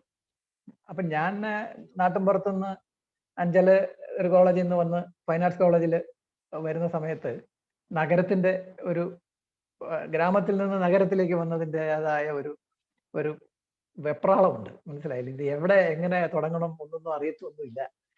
അപ്പൊ പിന്നെ കാണുന്നത് എൻ്റെ ഈ പറഞ്ഞ നമ്മുടെ ക്ലാസ്മേറ്റ്സ് എന്ന് പറയുന്ന സീനിയേഴ്സാണ്. വരുമ്പോ തന്നെ സീനിയേഴ്സാണ്. അപ്പൊ അവരോടൊപ്പം അവര് പറയുന്നത് കേൾക്കുക, അവര് നടക്കുന്ന പോലെ നടക്കുക, അവരെ അനുകരിക്കുക എന്നൊക്കെയാണ് അത് എനിക്ക് ഉണ്ട്. അത് ഞാൻ ചെയ്യേണ്ടി വന്നു. വളരെ വർഷങ്ങൾക്ക് ശേഷമാണ്, വളരെ വർഷങ്ങളല്ല, ഞാൻ 2-3 വർഷമൊക്കെ, 5 വർഷമാണല്ലോ അവിടെ ഫൈൻ ആർട്സ് കോളേജ്. 5ാമത്തെ വർഷമൊക്കെ ആയപ്പോഴാണ് യഥാർത്ഥത്തിൽ ഈ ആർട്ടിന്റെ ആഴം അല്ലെങ്കിൽ കല ഇന്റർനാഷണലി ആ കാലഘട്ടത്തിൽ, അല്ലെങ്കിൽ നമ്മുടെ പിന്നെ എന്താ പറയുന്നത്, ചിത്രകലയുടെ ചരിത്രമൊക്കെ പഠിച്ച് ആ ഒരു വാൻഗോഗിന്റെയും റെംബ്രാൻഡിന്റെയും അവരുടെ ചിത്രങ്ങളെ കുറിച്ചും മൈക്കലാഞ്ചലോ, ഡാവിഞ്ചി അവരുടെ ലൈഫും അവരുടെ കാര്യങ്ങളും ഒക്കെ പഠിക്കാനൊക്കെ തുടങ്ങിയത്, സീരിയസ് ആയിട്ട് പഠിക്കാൻ തുടങ്ങിയത് 4 വർഷം കഴിഞ്ഞിട്ടാണ്. പക്ഷെ എന്നോടൊപ്പം ഉണ്ടായിരുന്നവരൊക്കെ വളരെ നേരത്തെ തന്നെ അതൊക്കെ അറിഞ്ഞു വന്നവർ. അപ്പൊ എനിക്കതൊരു അല്പം ലോഡായിരുന്നു സത്യം പറഞ്ഞു കഴിഞ്ഞാൽ. കാരണം ഇത് ഞാൻ അവരോടൊപ്പം എത്തുന്നില്ലല്ലോ എന്നുള്ളൊരു തോന്നലാണ്. പക്ഷെ അതുകൊണ്ട് ഞാൻ വളരെയധികം ജാഗ്രത ഉണ്ടായിരുന്നു. എനിക്ക് എല്ലാ കാര്യത്തിലും ജാഗ്രത ഉണ്ട്. എന്നെ സംബന്ധിച്ചിടത്തോളം സർഗാത്മകത എന്ന് പറയുന്ന ആ ഒരു ഒരു ഒരു കഴിവിന് അതിന് മറ്റൊരു രീതിയിൽ നമുക്ക് പറയാം. അത് യഥാർത്ഥത്തിൽ നമ്മളൊരു കാര്യത്തെ കാണുന്ന അതിന്റെ ഒരു ഒബ്സർവേഷനിലാണ് അത് അടങ്ങിയിരിക്കുന്നതെന്നാണ് എൻ്റെ വിശ്വാസം. ഞാനിപ്പം ഒരു കാര്യം കാണുന്ന പോലല്ല ഒരാൾ കാണുന്നത്. ശങ്കർ സാറ് കാണുന്ന പോലെ ആയിരിക്കത്തില്ല മറ്റൊരു ആർക്കിടെക്ട് കാണും. അപ്പം നമ്മുടെ ഈ കണ്ണിന്റെ കാഴ്ച ഉണ്ടല്ലോ, കണ്ണും മനസ്സും കൂടെ ചേർന്നുള്ള ഒരു കാഴ്ച, അതിന്റെ ഒരു ഒബ്സർവേഷൻ, ഈ ഒബ്സർവേഷൻ ആഴത്തിലുള്ളവര് ശരിക്കും അവരെ കൊണ്ട് സൃഷ്ടിപരമായ കാര്യങ്ങൾ ചെയ്യാതിരിക്കാൻ കഴിയില്ല, ചെയ്തു പോകും. ഇപ്പൊ നമ്മള് ഒരു മുടന്തുള്ള ഒരാൾക്ക് മുടന്തി അല്ലാതെ നടക്കാൻ പറ്റും എന്ന് പറഞ്ഞതുപോലെ നമുക്ക് ഇതൊരു തരം ഈ കല എന്ന് പറയുന്നത് അതില്ലാതെ ജീവിക്കാനോ അതില്ലാതെ കാണാനോ അതിനെ മാറ്റി നിർത്തി ജീവിക്കാനൊന്നും കഴിയത്തില്ല. അത് നമ്മുടെ ഒരു എന്താ പറയുന്നത്, നമ്മുടെ ഒരു വാസനയാണ്, ജന്മവാസനയാണ്. അപ്പൊ ഈ ജന്മവാസന വളരുന്നത് സാഹചര്യങ്ങൾക്കനുസരിച്ചാണ്. എന്നെ സംബന്ധിച്ചിടത്തോളം വളരെ കുട്ടിക്കാലം മുതലുള്ള പ്രോത്സാഹനങ്ങളാണ് ഞാൻ തിരിഞ്ഞു നോക്കുമ്പോൾ എന്നെ ഞാനാക്കിയത്. അത് പല വഴിക്കുണ്ട്. ചെറിയ അച്ഛനിൽ തുടങ്ങി, അധ്യാപകരിൽ തുടങ്ങി, സുഹൃത്തുക്കളിൽ തുടങ്ങി, എല്ലാവരും പ്രോത്സാഹിപ്പിക്കും. അപ്പം ഞാൻ തിരിഞ്ഞു നോക്കുമ്പം ഞാനും അത് ചെയ്യാറുണ്ട്. കാരണം എനിക്ക് ഒരു ക്രിയേറ്റീവായിട്ട് നമ്മളെ ഒന്ന് സന്തോഷിപ്പിക്കുന്ന ഒരു ചെറിയ ഒരു സ്പാർക്ക് കണ്ടാൽ തന്നെ എനിക്ക് അടങ്ങിയിരിക്കാൻ ഒക്കത്തില്ല. ഞാൻ അവരെ ചെന്നത് അത് പറഞ്ഞ് അവർക്ക് അതിന്റെ അംഗീകാരം കൊടുക്കുക എന്ന് പറയുന്നത് ഇല്ലെങ്കിൽ എനിക്ക് പറ്റത്തില്ല. അതാണ് എൻ്റെ ഒരു അവസ്ഥ. അതിന് മാനദണ്ഡങ്ങളുണ്ടെന്ന് കണ്ടോ. അതിനകത്ത് എനിക്കറിയാം അത് ചില സ്പാർക്ക് എന്ന് പറയുന്നത് കുട്ടികളായിരിക്കും, ചിലപ്പം കുറച്ച് മുതിർന്നവരായിരിക്കും. പക്ഷെ അതിനകത്ത് ആ ഒരു സ്പാർക്ക് അതൊരു ഡിഫറൻ്റ് ആണ്, അതിൽ കലയുണ്ട് എന്ന് നമ്മൾ തിരിച്ചറിയുന്ന സമയത്താണ് എന്നെ സംബന്ധിച്ചിടത്തോളം ഭയങ്കര ഹാപ്പിനെസ്. ഞാൻ ചെയ്യുന്നതിനേക്കാൾ അപ്പുറത്ത് മറ്റുള്ളവർ ചെയ്യുന്ന കാണുന്ന സത്യത്തിൽ എനിക്ക് ഇഷ്ടം. മറ്റുള്ളവരുടെ സൃഷ്ടിയിൽ എനിക്ക് അവരെ കാണുക, അവരെ തിരിച്ചറിയുക. ഇപ്പം ഈ കാലഘട്ടത്തിൽ ഞാൻ കണ്ടിട്ടുള്ള അതിൻ്റെ ഓപ്പോസിറ്റ് ആയിട്ടുള്ള കാര്യവും അത് തന്നെയാണ്. നമ്മുടെ യുവ തലമുറ എന്ന് പറയുന്നത് അവര് കുറച്ച് ലേസിയാണെന്ന് എനിക്ക് തോന്നലുണ്ട്. കുറച്ച് ലേസിയാണ്. അത് എനിക്ക് തോന്നുന്നത് ഈ കാലഘട്ടത്തിന്റെ ഒരു എന്താ പറയുന്നത്, ഈ സൗകര്യങ്ങളുടെ കൂടുതൽ, മനസ്സിലായില്ലേ? നമ്മളിതെല്ലാം ഈ കാലഘട്ടത്തിൽ ഒരു മെജോറിറ്റി ഓഫ് ദ യങ്സ്റ്റേഴ്സ് അവര് കഷ്ടപ്പെടുകയല്ല, അവർ എൻജോയ് ചെയ്യുകയാണ് ചെയ്യുന്നത്. എന്ത് കിട്ടിയാലും അവർ എൻജോയ് ചെയ്ത് അങ്ങനെ പോകും. അതിൽ നിന്ന് സൃഷ്ടികൾ ഉണ്ടാകേണ്ടതല്ലേ? അപ്പം അതായത് ചെറിയ പ്രായത്തിൽ തന്നെ ജീനിയസുകളായിട്ട് അല്ലെ ആ ജീനിയസ് സ്പാർക്ക് നമുക്ക് ഉണ്ടാകേണ്ടുന്നത് നമ്മൾ പ്രതീക്ഷിച്ചിരിക്കുമ്പോൾ അത് അത്രയും വരുന്നുണ്ടോ എന്ന് എനിക്കൊരു സംശയമുണ്ട്. പക്ഷെ എന്നാൽ വരാതിരിക്കുന്നില്ല. അപ്പം ഈ നമ്മളുടെ ഇന്നത്തെ ഈ ടോപ്പിക് എന്ന് പറയുന്നത്, ഈ സർഗാത്മകത എന്ന് പറയുന്നത് നമുക്ക് ആരിലും, എൻ്റെ വിശ്വാസം അനുസരിച്ച് നമുക്ക് അടിച്ചേൽപ്പിക്കാനോ അല്ലെങ്കിൽ കൃത്രിമമായി സൃഷ്ടിച്ചെടുക്കാനോ കഴിയുന്നില്ല. ഉള്ളതിനെ നമുക്ക് പരിപോഷിപ്പിച്ചെടുക്കുക എന്നുള്ളതല്ലാതെ അതിനെ വളർത്താം. അതല്ലാതെ നമുക്ക് പുതുതായിട്ടൊന്നും നമുക്ക് ഉണ്ടാക്കിയെടുക്കാൻ പറ്റും എന്ന് എനിക്ക് തോന്നുന്നില്ല. എൻ്റെ ഒരു ഒബ്സർവേഷനാണ് അത്. നമ്മൾ ഈ കമ്പ്യൂട്ടർ ഗ്രാഫിക്സ് ഒക്കെ വരുന്ന സമയത്ത് നമുക്കറിയാം, തിരുവനന്തപുരത്ത് മുതൽ കേരളത്തിൽ മുഴുവൻ ഈ അനിമേഷൻ സ്കൂളുകൾ തുടങ്ങി. അപ്പൊ അനിമേഷൻ സ്കൂൾ എന്ന് പറയുമ്പോൾ കമ്പ്യൂട്ടർ ഉണ്ട്, എല്ലാം കമ്പ്യൂട്ടർ ചെയ്യും എന്നാണ് അന്നത്തെ മെസ്സേജ്. നമ്മളത് വെറുതെ അതിനകത്ത് നമുക്ക് ചെയ്യാനുള്ളതൊക്കെ കമ്പ്യൂട്ടറിലൂടെ ചെയ്യാം. കമ്പ്യൂട്ടർ ഗ്രാഫിക്സ് അല്ലെങ്കിൽ കമ്പ്യൂട്ടർ അനിമേഷൻ, കമ്പ്യൂട്ടർ ഡിസൈൻ. പക്ഷെ ഞാൻ എപ്പോഴും കണ്ടിട്ടുള്ളതെന്ന് വെച്ച് കഴിഞ്ഞാൽ ആ കമ്പ്യൂട്ടറിൽ ഈ കമ്പ്യൂട്ടറിനെ ഡിപ്പെൻഡ് ചെയ്ത് എനിക്ക് പെട്ടെന്ന് ഇതിനകത്തൊരു ഗ്രാഫിക് ഡിസൈനർ ആകാം എന്ന് പറഞ്ഞു വന്നിട്ടുള്ളവരാരും സക്സസ് ആയിട്ടില്ല. നേരെ മറിച്ച് കമ്പ്യൂട്ടർ ഒരു ബ്രഷായിട്ടോ അല്ലെങ്കിൽ ഒരു ആർട്ടിനുള്ള ഒരു ടൂളായിട്ടോ കണ്ടിട്ടുള്ളവർ അതിൽ ഭയങ്കരമായ പ്രാവീണ്യത്തോടെ കോൺട്രിബ്യൂഷൻസ് കൊണ്ടുവന്നിട്ടുണ്ട്. അപ്പൊ അതിന്റെ അർത്ഥം എന്താണ്? അവരെ സംബന്ധിച്ചിടത്തോളം അവരുടെ ഉള്ളിലുള്ള കല പുറത്തു കൊണ്ടുവരാനുള്ള ഒരു ഉപാധി ആയിരുന്നു ഈ നമ്മൾ ഈ പറഞ്ഞ കമ്പ്യൂട്ടർ എന്ന് പറയുന്നത്. അപ്പം എൻ്റെ ബലമായ അല്ലെങ്കിൽ എൻ്റെ തികച്ചും ഞാൻ വിശ്വസിക്കുന്നത് ദൈവികമായിട്ടുള്ള നമ്മുടെ ആ ഒരു സർഗാത്മകത എന്ന് പറയുന്നത് അത് നമ്മുടെ ഉള്ളിൽ അറിയാതെ കിടപ്പുണ്ട്. അതിനെ നമ്മൾ കഴിയുമെങ്കിൽ നമ്മൾ എവിടെങ്കിലും വെച്ച് അതിനെ തിരിച്ചറിയുകയാണെങ്കിൽ അതിനെ ഉണർത്തി വിടുക എന്നുള്ളതല്ലാതെ എന്നെ സംബന്ധിച്ചിടത്തോളം നമുക്ക് മറ്റൊരു വഴി അതിനുണ്ടോ എന്ന് ചോദിച്ചു കഴിഞ്ഞാൽ ആദ്യത്തെ ഒരു ചോദ്യത്തിന്റെ അല്ലെങ്കിൽ ആദ്യത്തെ എൻ്റെ ഇൻട്രഡക്ഷൻ എന്നുള്ള നിലയ്ക്ക് എനിക്ക് അങ്ങനെയാണ് തോന്നിയിട്ടുള്ളതെന്ന് പറഞ്ഞ് ഞാൻ തൽക്കാലം നിർത്താം. Thank you so much sir. എനിക്ക് തോന്നുന്നത് ഈ കണ്ടുകൊണ്ടിരിക്കുന്നതിൽ മിക്കവാറും കുട്ടികളും അതുപോലെ തന്നെ ചെറുപ്പക്കാരും ഒക്കെയാണ്. വലിയൊരു സന്ദേശമാണ് സർ നൽകിയത്. ഈ നമ്മുടെ സൗകര്യങ്ങൾ ഒരിക്കലും നമ്മുടെ ജന്മസിദ്ധമായ സർഗാത്മകമായിട്ടുള്ള വാസനയെ കണ്ടെത്താനും പരിപോഷിപ്പിക്കാനും ഒരു തടസ്സമാവരുത് എന്നുള്ളത് വലിയൊരു ലെസൺ ആണ് സർ. സർ പറയുന്നതെല്ലാം വളരെ ക്ലിയർ ആയിട്ട് കേട്ടു. സാറിന്റെ ഇന്റർനെറ്റിന്റെ പ്രശ്നമാണോ എന്നറിയില്ല. സാറിന്റെ വീഡിയോ മോഷണൽ അല്ല, സാറിന്റെ ഒരു ഫോട്ടോ മാത്രമായിട്ട് അങ്ങനെ കാണുമായിരുന്നു. പറ്റുമെങ്കിൽ അതൊന്ന് ശരിയാക്കിയാൽ നന്നായിരുന്നു സർ. അത് സർ പാനിക് ആവണ്ട, പറ്റുകയാണെങ്കിൽ മാത്രം സർ അതൊന്ന് ശരിയാക്കാൻ പറ്റുമോ നോക്കുക, നന്നായിരുന്നു സർ. സോറി, വീഡിയോ ഓണാണ്.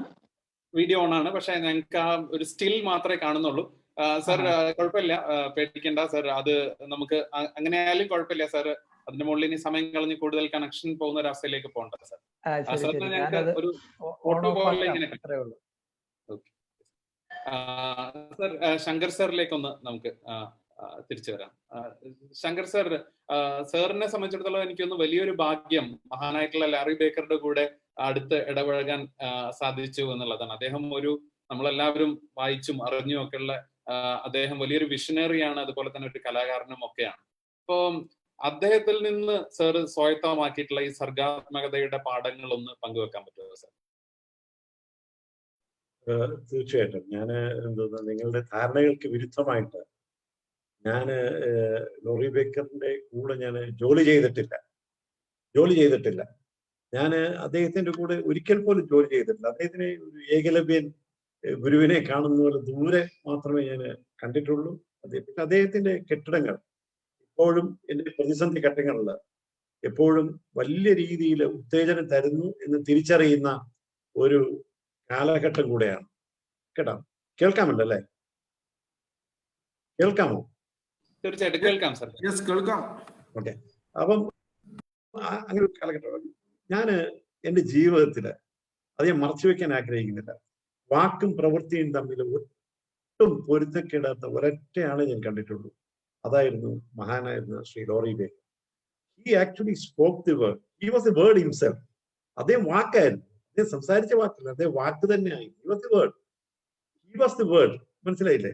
അതാണ് അതിന്റെ വ്യത്യാസം. യാതൊരു പൊരുത്തക്കേടും. അദ്ദേഹം ഈ ചെലവ് കുറഞ്ഞ പരിസ്ഥിതിക്ക് അനുയോജ്യമായിട്ടുള്ള ഊർജ്ജം സംഭരിക്കുന്ന കെട്ടിട നിർമ്മാണ വിദ്യ പ്രചരിപ്പിക്കുന്നത് അദ്ദേഹം തന്നെയായിരുന്നു. അത് വളരെ അടുത്ത് കാണുവാനായിട്ട് ലാളിത്യം എന്ന് പറഞ്ഞ അദ്ദേഹത്തിന്റെ വലിയൊരു മുഖദർശനമായിരുന്നു. അദ്ദേഹം പലപ്പോഴും പറയുന്നൊരു കാര്യം, ഒരു ചോദ്യം എപ്പോഴും എന്നോട്, ഞാനൊരു ജൂനിയർ ആർക്കിടെക്ട് എന്നുള്ള രീതിയിൽ എന്നോട് പലപ്പോഴും പറയും, ask the client if it's necessary we will do it, if it's not necessary let us not do it എന്ന് വളരെ വളരെ പ്രധാനമായ ഒരു സന്ദേശം അദ്ദേഹത്തിന്റെ ജീവിതത്തിലൂടെ അദ്ദേഹം പറഞ്ഞു തരികയുണ്ട്. അത് മാത്രമല്ല, ലാവണ്യത്തിന് ഒരു പുത്തൻ രീതിശാസ്ത്രം ഉണ്ടാക്കി. നമ്മുടെ സാധാരണ കല്ലില്, നമ്മുടെ സാധാരണ ചുടുകല്ല്, നമ്മുടെ കരിങ്കല്ല് എത്രമേൽ ചാരുതയാർന്ന കെട്ടിട നിർമ്മാണ സാമഗ്രികളാണെന്ന് മലയാളിയെ പഠിപ്പിക്കുവാനായിട്ട് കഴിഞ്ഞത് ശ്രീ ലോറി ബേക്കറിനാണെന്ന് എനിക്കറിയാം.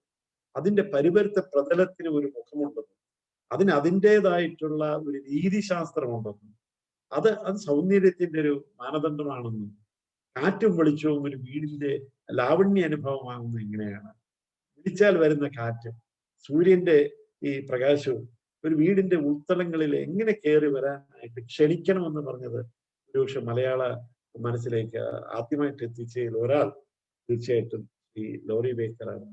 മലയാളത്തിന്റെ താളം നമ്മൾ പലപ്പോഴും, ഞാൻ ലോറി ബേക്കറിനെ വിമർശിക്കുന്ന ഒരാളാണ്, അത് ഞാൻ പറയട്ടെ, ഭംഗീധരയുടെ പറയട്ടെ. കാരണം അദ്ദേഹത്തിന്റെ ചില കാര്യങ്ങൾ എനിക്കത് നമ്മുടെ സമൂഹത്തിന്റെ കാലങ്ങളിൽ യോജിച്ചാണോ എന്നുള്ള സന്ദേഹം എനിക്കുണ്ട്. പക്ഷെ അദ്ദേഹം ഉയർത്തിയ ചില നൈതിക ചോദ്യങ്ങളുണ്ട്, അത് വളരെ പ്രധാനമാണ്. നമ്മുടെ രാജ്യത്തെ ഇപ്പോൾ നമ്മൾ നേരിടുന്ന കാലാവസ്ഥ വ്യതിയാനത്തിന്റെ ഭീഷണികളെ കുറിച്ചൊക്കെ ആദ്യമായിട്ട് ഒരു പ്രവാചക ശബ്ദത്തിൽ പറഞ്ഞത് ശ്രീ ലോറി ബേക്കറാണ്.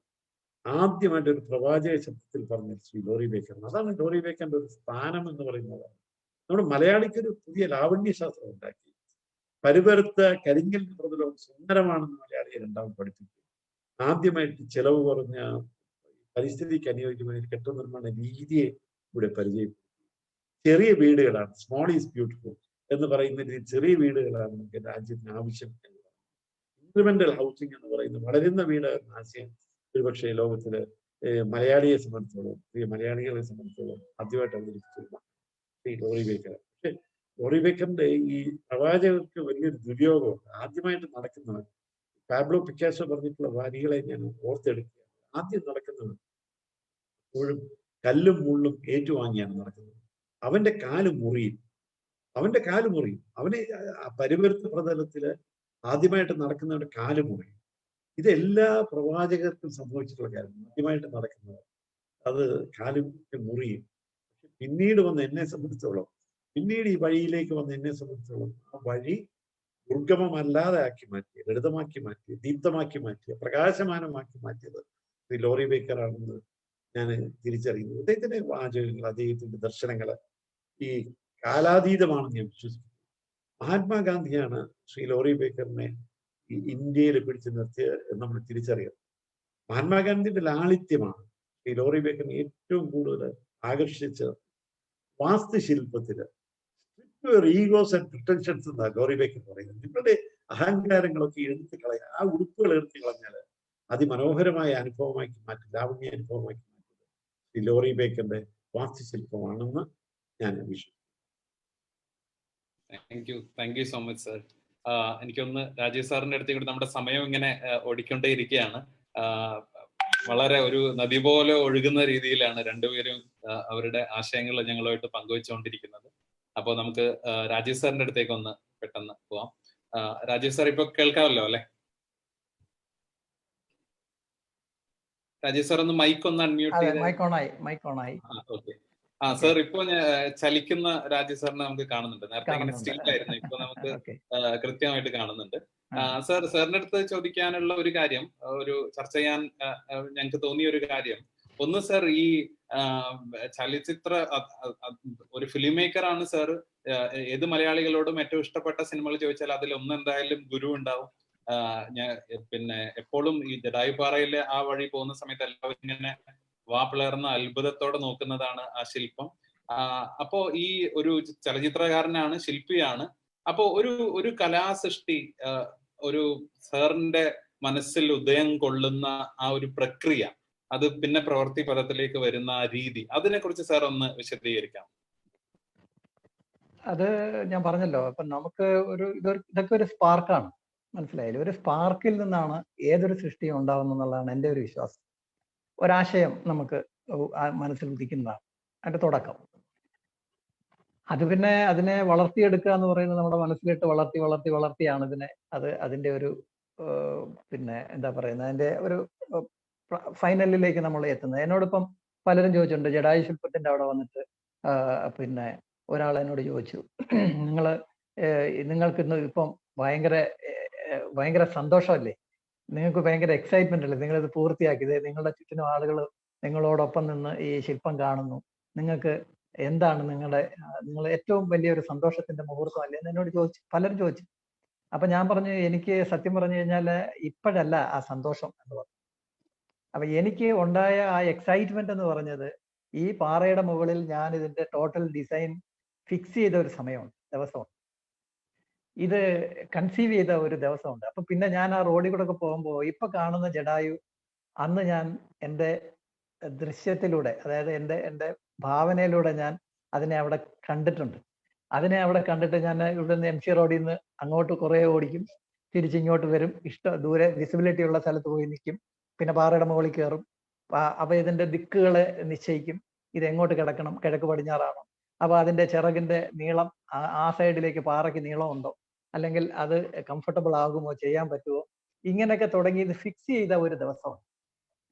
അത് വരും, ഇത് നമുക്ക് ചെയ്യാൻ പറ്റും എന്ന് കണ്ട ആ ദിവസമായിരുന്നു എനിക്ക് എൻ്റെ ഏറ്റവും വലിയ എക്സൈറ്റ്മെന്റ്. അത് കഴിഞ്ഞിട്ടുള്ള നാളുകൾ, അതായത് 12 വർഷം എന്ന് പറയുന്നത്, ഒരു വ്യാഴവട്ടക്കാലം എന്ന് പറയുന്നത്, ഇത് പൂർത്തിയാക്കാൻ എടുക്കുന്ന സമയം. അവിടെ നമുക്ക് എക്സൈറ്റ്മെന്റ് അല്ല, അവിടെ നമുക്ക് ജാഗ്രതയാണ്. കാരണം ഇതിനകത്തുനിന്ന് ഇത് അതുപോലെ ഇരിക്കണമെന്നുള്ളൊരു വാശി ആണ്. അതിനകത്ത് കോംപ്രമൈസ് ഇല്ല. ആ കോംപ്രമൈസ് ഇല്ലാതെ നമ്മൾ അതിലേക്ക് എത്തി അത് തീർത്തെടുക്കുന്നതിൽ മാത്രമേ നമുക്ക് ഇത് കാണുകയുള്ളൂ. അതുകൊണ്ട് ഞാൻ അന്ന് അവരോട് പറഞ്ഞത്, എൻ്റെ എക്സൈറ്റ്മെന്റ് ഇത് കൺസീവ് ചെയ്ത ദിവസത്തിലായി ഉണ്ടായിരുന്നത്. ഇപ്പോൾ അത് പൂർത്തിയായി. ഇനി എനിക്ക് നിങ്ങൾ കാണുന്ന എക്സൈറ്റ്മെന്റ് എനിക്ക് ഇപ്പോഴില്ല എന്ന് പറഞ്ഞതുപോലെ ഇതിൻ്റെയൊക്കെ ഒരു തുടക്കം നമ്മുടെ മനസ്സിലാണ്. എൻ്റെ അനുഭവം അതാണ്. ഏതൊരു ക്രിയേഷനും അങ്ങനെയാണ്. ശങ്കർ സാറിനോട് ചോദിച്ചാൽ അറിയാം, എത്രയോ പ്രാവശ്യം എത്രയോ മാറ്റി വരച്ചാണ്. ഇപ്പൊ എൻ്റെ മകൻ ആർക്കിടെക്റ്റാണ്. അപ്പൊ അവൻ വരയ്ക്കുന്നത് കാണുന്നത് ഒക്കെ പഠിക്കുന്നതൊക്കെ കാണുമ്പോൾ ഇവർ ഒരുപാട് പൊളിച്ചെഴുത്തുകൾ നടത്തും. അപ്പം ഞങ്ങളും ഉണ്ട്, ശില്പികളും അങ്ങനെയൊക്കെ തന്നെയാണ്. പക്ഷെ അത് നമ്മുടെ എന്താ പറയുന്ന ഒരു വ്യായാമമാണ് ഇതിനകത്തൂടെ ഇത് നല്ലതിലേക്ക് എത്താനുള്ള. അപ്പം പണ്ട് നമ്മൾ പറഞ്ഞിട്ടുണ്ടല്ലോ, ശില്പി കല്ലിന്റെ അകത്ത് നിന്ന് ശില്പത്തിന് കേടുകൂടാതെ ബാക്കി പോർഷൻ തട്ടിക്കളയലാണ് എന്ന് മൈക്കലാഞ്ചലോയെ കുറിച്ച് പറഞ്ഞ ഒരു കഥയുണ്ട്. അപ്പം ബാക്കി പോർഷൻ തട്ടിക്കളയുക എന്നുള്ള ജോലി മാത്രമേ ഉള്ളൂ. പക്ഷെ ബാക്കി പോർഷൻ തട്ടിക്കളയുമ്പോൾ മൂക്കിന്റെ തുമ്പില് ഒരു ചെറിയ ഫോഴ്സ് കൂടിയ ഒരു ഉളിയുടെ ഒരു പ്രഹരം ഉണ്ടായാൽ ആ മുഴുവൻ ശില്പവും അവസാനിക്കും എന്നുള്ള വേറൊരു റിസ്ക് ഉണ്ട്. മനസ്സിലായില്ലേ? അപ്പൊ അവിടെ ഒരു തപസ്സാണ്. ആ മൂക്കിന്റെ തുമ്പത്ത് ഫിനിഷ് ചെയ്യുന്ന സമയത്ത് ഉളിയുടെ ജാഗ്രത എത്ര വേണം, അവിടെ എത്ര ആഴത്തിൽ നമുക്ക്, അല്ലെങ്കിൽ എത്ര ശക്തിയിൽ, അല്ലെങ്കിൽ എത്ര ശ്രദ്ധയോടെ നമ്മൾ ചെയ്താലേ അതിന്റെ ആ ഭംഗി ആ ശില്പത്തിന് ഒരു ഉടവുമില്ലാതെ നിൽക്കുള്ളൂ എന്ന് പറയുന്ന ആ ഒരു ജാഗ്രത ഒരു കലാകാരന് ആ സൃഷ്ടിയുടെ പല തലങ്ങളിലും സൂക്ഷിക്കേണ്ടതായിട്ടുണ്ട്. അപ്പൊ അതൊക്കെ എന്ന് പറഞ്ഞു കഴിയുമ്പം അത് അനുഭവിച്ചു പോകുന്ന വഴിയിലുള്ള ഒരു എക്സ്പീരിയൻസ് ആണ്. അതിപ്പോ ഞാനിങ്ങനെ പറയുന്നത് കൊണ്ട് അതെല്ലാവർക്കും മനസ്സിലാവണമെന്ന് നിർബന്ധമൊന്നുമില്ല. മനസ്സിലായില്ലേ? പക്ഷെ എനിക്ക് തോന്നുന്നത് വളരെ ക്ലിയർ ആയിട്ട് മനസ്സിലാവുന്ന രൂപത്തിലാണ് സാർ അത് പറഞ്ഞത്. ഞങ്ങളും സാറിന്റെ ആ ഒരു സ്റ്റേജിലൂടെ ഇങ്ങനെ കടന്നു പോകുന്നത്. എനിക്ക് തോന്നുന്നത് ഈ സർഗാത്മകതയെ അന്വേഷിക്കുന്ന സംബന്ധിച്ചിടത്തോളം വലിയ ചില പാഠങ്ങളായിരുന്നു അതിൽ. എക്സൈറ്റ്മെന്റ്, നമ്മുടെ അത് പ്രവൃത്തി പദ്ധതിയിൽ എത്തിക്കുന്നതിനുള്ള ജാഗ്രത, അതിലുടനീളം നമ്മൾ സൂക്ഷിക്കേണ്ട ഒരു തപസ്, ഇതെല്ലാം വളരെ മനോഹരമായിട്ട് സാർ എക്സ്പ്ലെയിൻ ചെയ്തു. നമുക്ക് ഒന്ന് രണ്ട് കാര്യങ്ങൾ കൂടി രണ്ടുപേരെടുത്ത് കൂടി ചർച്ച ചെയ്തുകൊണ്ട് ചോദ്യങ്ങളിലേക്ക് കടക്കാം. എന്റെ സുഹൃത്ത് നിരഞ്ജന കൂടി ഉണ്ട്. Niranjana, hello, good evening. ഞാൻ പറയുന്ന കേൾക്കാമോ? കേൾക്കാം. ഹലോ, നമ്മുടെ രണ്ട് ഗസ്റ്റിന്റെയും മനോഹരമായ ആശയങ്ങളെല്ലാം കേട്ടു. ഇങ്ങനത്തെ ഒരു പ്ലാറ്റ്ഫോം നമുക്ക് കിട്ടിയിട്ടില്ലായിരുന്നെങ്കിൽ എനിക്ക് തോന്നുന്നു നമ്മൾ പലരും അവരുടെ ആശയങ്ങളെ കാണുന്നതും കേൾക്കുന്നതും അവരുടെ സൃഷ്ടികളിൽ കൂടെ ആയിരിക്കും. അപ്പം നമ്മൾ ആർട്ടിസ്റ്റ് പലപ്പോഴും അവരുടെ സൃഷ്ടികൾ അവരുടെ മനസ്സിലുള്ള ആശയങ്ങളെ റിയൽ വേൾഡിലേക്ക് കൊണ്ടുവരും പല ബുദ്ധിമുട്ടുകളും പ്രശ്നങ്ങളൊക്കെ ഉണ്ടാകാറുണ്ട്. അപ്പൊ അതിനെ പറ്റിയാണ് എനിക്ക് ചോദിക്കാനുള്ളത്. ആദ്യം ശങ്കർ സാറിന്റെ അടുത്ത് ചോദിക്കാം. സാർ, എനിക്ക് സാറിനോട് ചോദിക്കാനുള്ള നമ്മുടെ ഇപ്പോഴത്തെ ഒരു ഹൗസിംഗ് പ്രോബ്ലത്തെ പറ്റിയാണ്.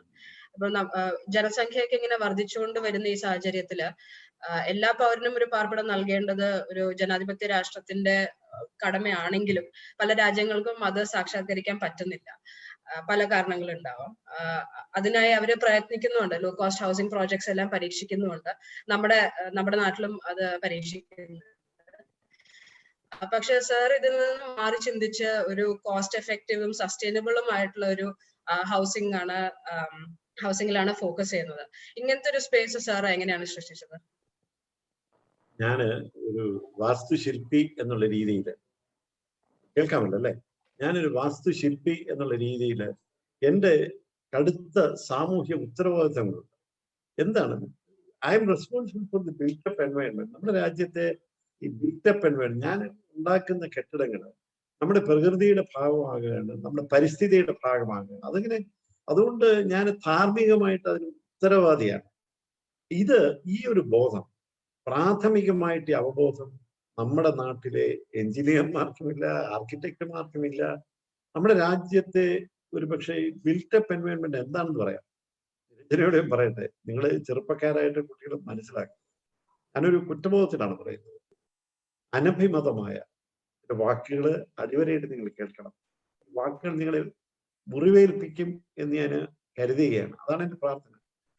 അനഭിലഷണീയമായിട്ടുള്ള അനഭിമതമായ കെട്ടിട നിർമ്മാണ പ്രവർത്തനങ്ങളാണ് കാലാവസ്ഥ വ്യതിയാനത്തിന് പ്രധാന കാരണം, കാലാവസ്ഥ വ്യതിയാനത്തിന് പ്രധാന ഹേതു undesirable untenable activities happening in the building sector ആണെന്ന് പറഞ്ഞ് നിങ്ങൾ വിശ്വസിക്കില്ല.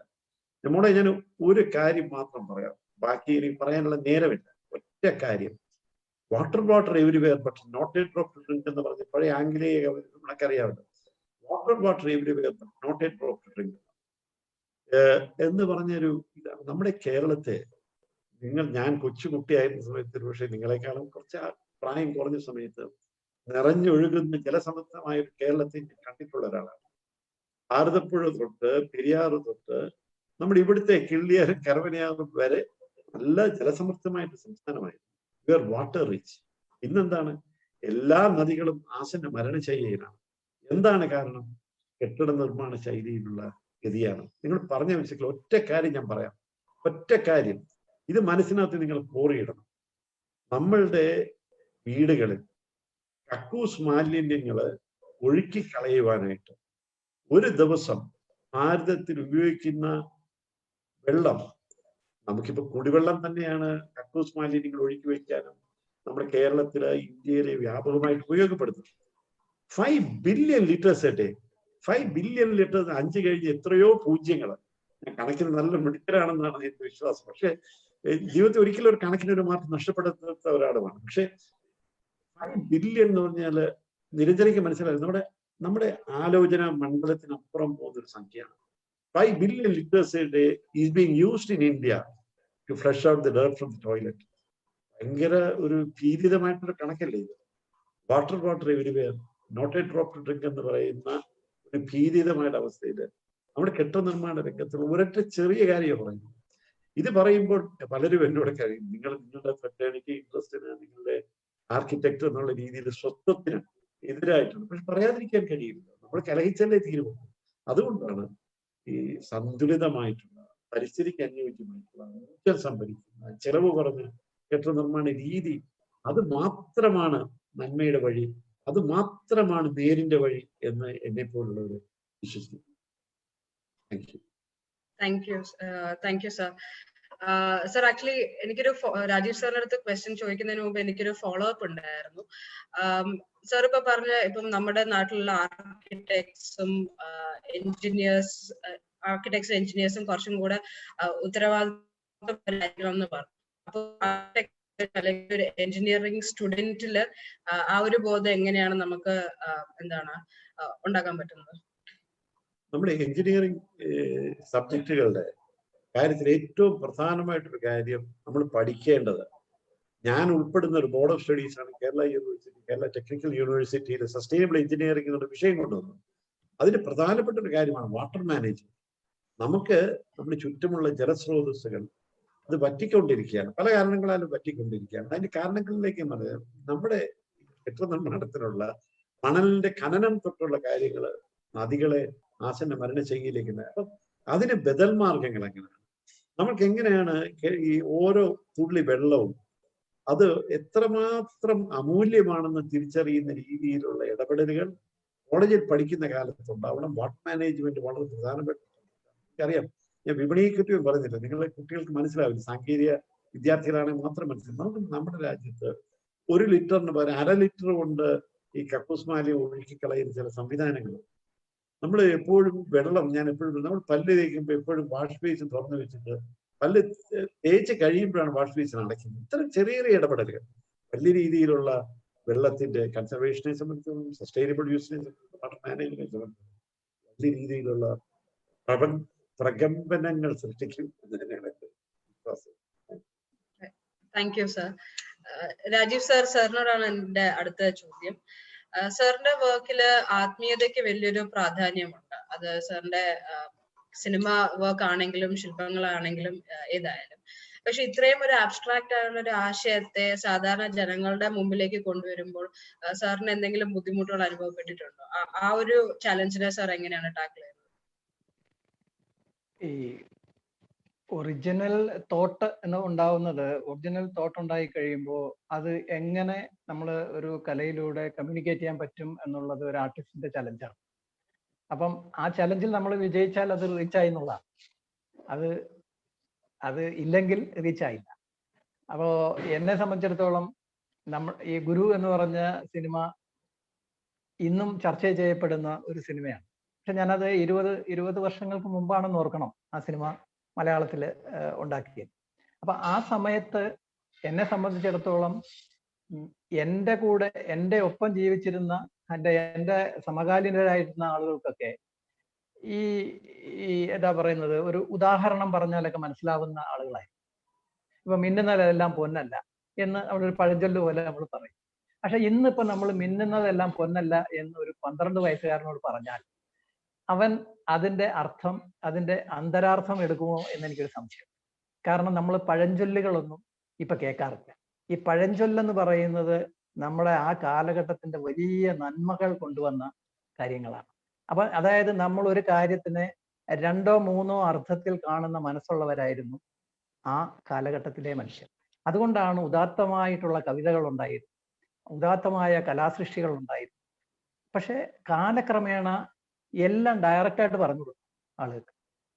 ഇപ്പം അന്ധരുടെ താഴ്വര എന്ന് പറയുന്നത് അതൊരു സാങ്കല്പികമായ ലോകമാണെന്നും അതിനകത്തൊരു സന്ദേശമുണ്ടെന്നും അതൊരു ഉദാഹരണമാണെന്നും മനസ്സിലാക്കിയിട്ടുള്ളവർക്ക് എല്ലാ സിനിമ ഇഷ്ടപ്പെട്ടു. മനസ്സിലായില്ലേ?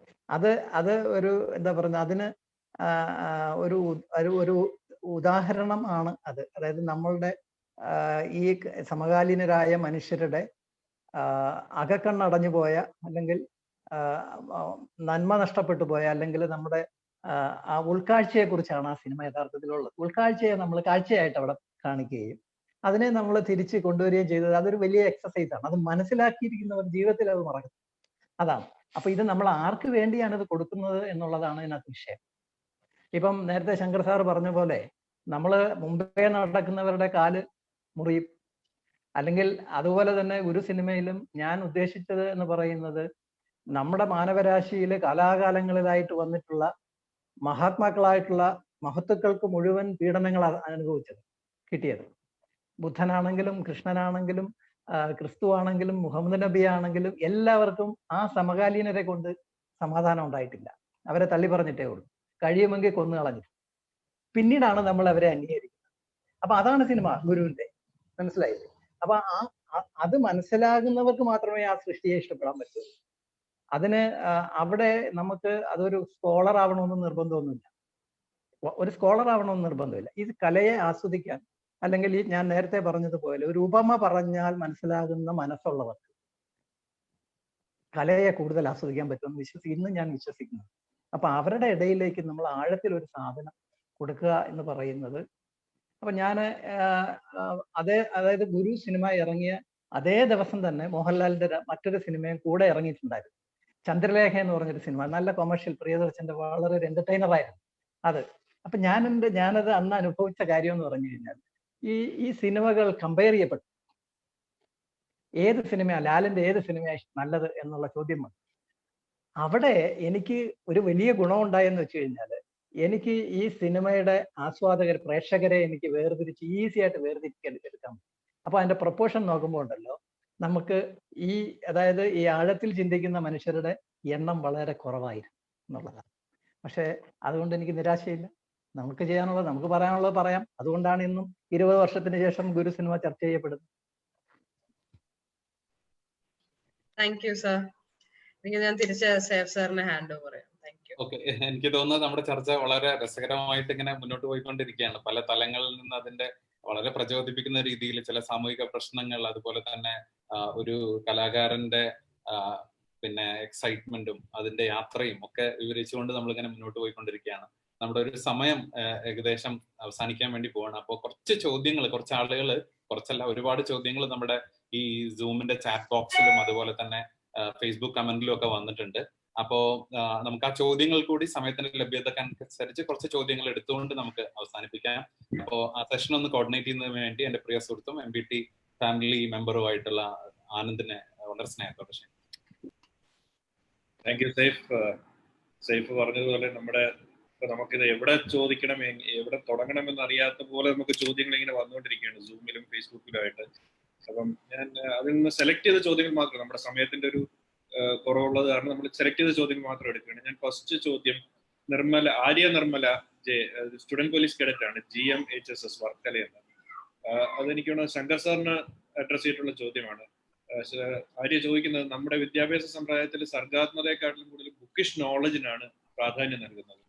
അപ്പൊ നമ്മുടെ ചിന്തയിൽ പലപ്പോഴും വൻ വിജയമായി മാറേണ്ട ക്രിയേറ്റീവ് ഐഡിയാസിനെ നശിപ്പിക്കുന്ന രീതിയിലുള്ള ബുക്കിഷ് നോളജിനാണ് പ്രാധാന്യം കൊടുക്കുന്നത്. അപ്പൊ ഇതിനെ എങ്ങനെ നമുക്ക് കറക്റ്റ് ചെയ്യാൻ പറ്റും, അല്ലെങ്കിൽ ഇതിനെ എങ്ങനെ അഡ്രസ് ചെയ്യാൻ പറ്റുമെന്നാണ് ആര്യ നിർമ്മല ചോദിക്കുന്നത്. ശങ്കർ സാറിന് പ്രോബ്ലി ആൻസർ ചെയ്യാൻ പറ്റും. തീർച്ചയായിട്ടും. പ്രിയപ്പെട്ട ആര്യ നിർമ്മല, ഞാൻ ഒരു കാര്യം പറയട്ടെ. നമ്മുടെ ഈ ബുക്കിഷ് നോളജ് എന്ന് പറഞ്ഞ് തള്ളിക്കളയും. ഞാനൊരു വായനക്കാരനാണ്, ഗാഠമായിട്ട് വായിക്കുന്ന ഒരാളാണ്. ഓരോ വായനാനുഭവവും അതുല്യമായിട്ടുള്ള സമാനതകളില്ലാത്ത ഒരു അനുയാത്ര തരുന്നുണ്ട്. ഞാനൊരു ചെറിയ കഥ പറയാം. ആര്യ നിർമ്മലയ്ക്ക് ഒരു പക്ഷെ പ്രിയപ്പെട്ട കൊച്ചു കഥയാണ്, ഞാൻ 1 മിനിറ്റ് കൂടുതൽ എടുക്കില്ല. ഞാൻ നേരത്തെ പറഞ്ഞ റിച്ചാർഡ് ബാക്കിന്റെ ഒരു വൈമാനികൻ എഴുതിയൊരു കഥ പറഞ്ഞു. അത് ഒരു കടൽക്കാക്കയെ കുറിച്ചാണ്. ജൊനാഥൻ ലിവിങ്സ്റ്റൺ എന്ന് പറയുന്ന ഒരു കടൽക്കാക്കയെ കുറിച്ചാണ്. കടൽക്കാക്ക എന്തൊരു അച്ഛനമ്മമാര് പറഞ്ഞാൽ കേൾക്കാതെ അവൻ ഉയരങ്ങളിലേക്ക് പറയാൻ കടൽക്കാക്കയാണ്. കടൽക്കാക്കയുടെ ജീവിത ദൂരം എന്താണ്?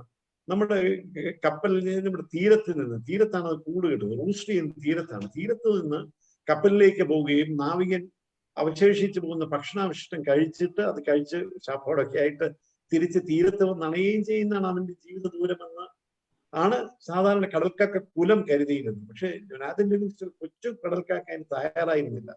അവൻ ഉയരങ്ങളിലേക്ക് പറക്കാൻ ശ്രമിച്ചു. കാരണം ആരും കാണാത്ത കാഴ്ചകളിലേക്ക് പോകാൻ ശ്രമിച്ചു. അങ്ങനെ കാഴ്ചകളിലേക്ക് പോകാൻ ഒരു വെറും 70 പേജ് മാത്രമുള്ള ഒരു കൊച്ചു പുസ്തകത്തിന്റെ സാരാംശമാണ് പറയുന്നത്.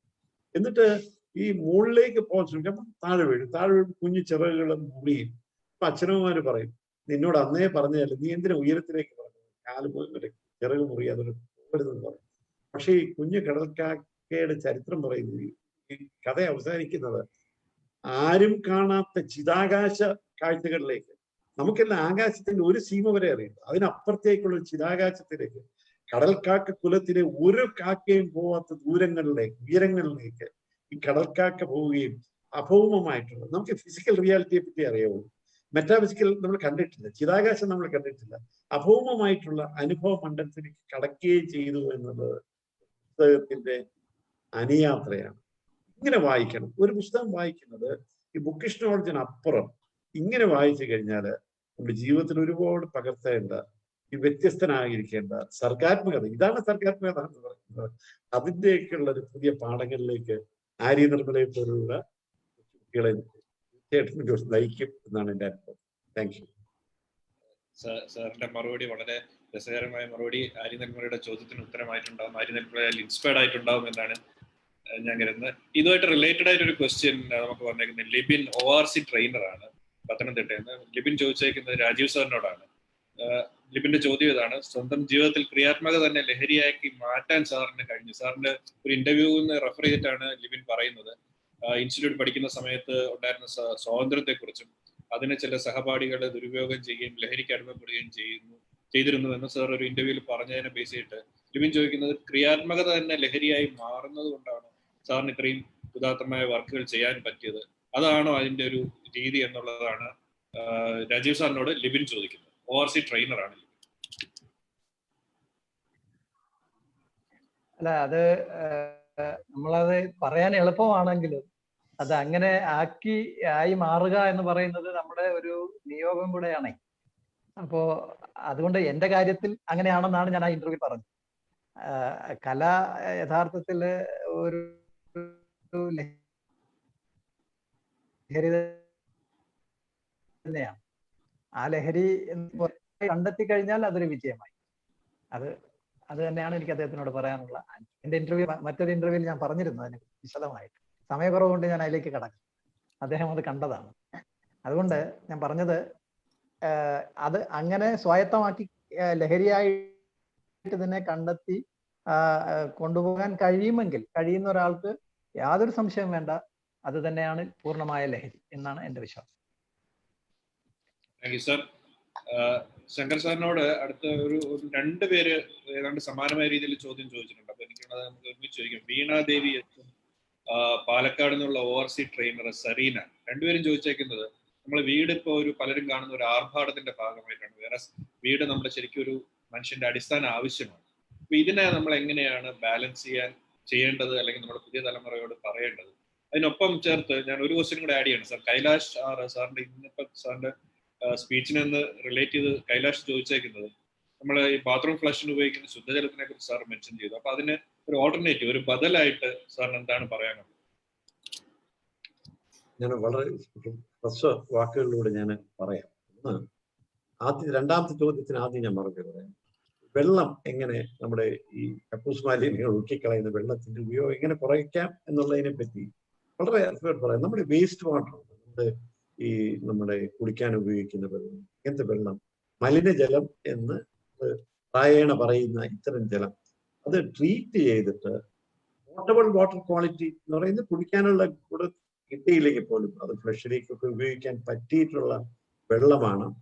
ഇത്തരം ചില വളരെ ശാസ്ത്രീയമായ ഇടപെടലുകളിലൂടെ വെള്ളത്തിന്റെ ഉപയോഗം കാര്യമായ രീതിയിൽ, ഗണ്യമായ രീതിയിൽ കുറയ്ക്കാനൊക്കെ. പിന്നീട് മലയാളിയുടെ, ഞാൻ ഒരു പ്രാർത്ഥന പോലെ, നിലവിളി പോലെ 1970കളിൽ കണ്ടൊരു കാഴ്ചയുണ്ട്. എന്താണ്? കേരളത്തിൽ അഹങ്കാരത്തിന്റെയും ആർപ്പാടത്തിന്റെയും ചിഹ്നങ്ങളായിട്ട് വീടുകൾ അവതരിച്ചു. കേരളത്തിന്റെ നാശമായിരുന്നത്, അതായത് പ്രത്യുൽപാദപരമായിട്ടുള്ള ഒരു മേഖലയിൽ പോകുന്നതിന് പകരം ആർപ്പാടത്തിന്റെയും അഹങ്കാരത്തിന്റെയും അവതാരങ്ങളായിട്ട് കെട്ടിടങ്ങൾ വന്നത് ഒരുപാട് കാശുകാരുടെ, ഗൾഫിൽ നിന്നുള്ള ഗൾഫ് റെമിറ്റൻസിന്റെ ഏറ്റവും മുറിപ്പാടുകൾ കേരളത്തിന്റെ മുഴുവൻ ഈ പരിസരങ്ങളിൽ നിറഞ്ഞു എന്ന് വേദനയോടെ മനസ്സിലാക്കുന്ന, ഞാനന്ന് സ്കൂൾ വിദ്യാർത്ഥിയാണെങ്കിൽ പോലും എനിക്ക് പലപ്പോഴും എന്തിനാണ് ഈ ആർപ്പാടത്തിന്റെ അഹങ്കാരം?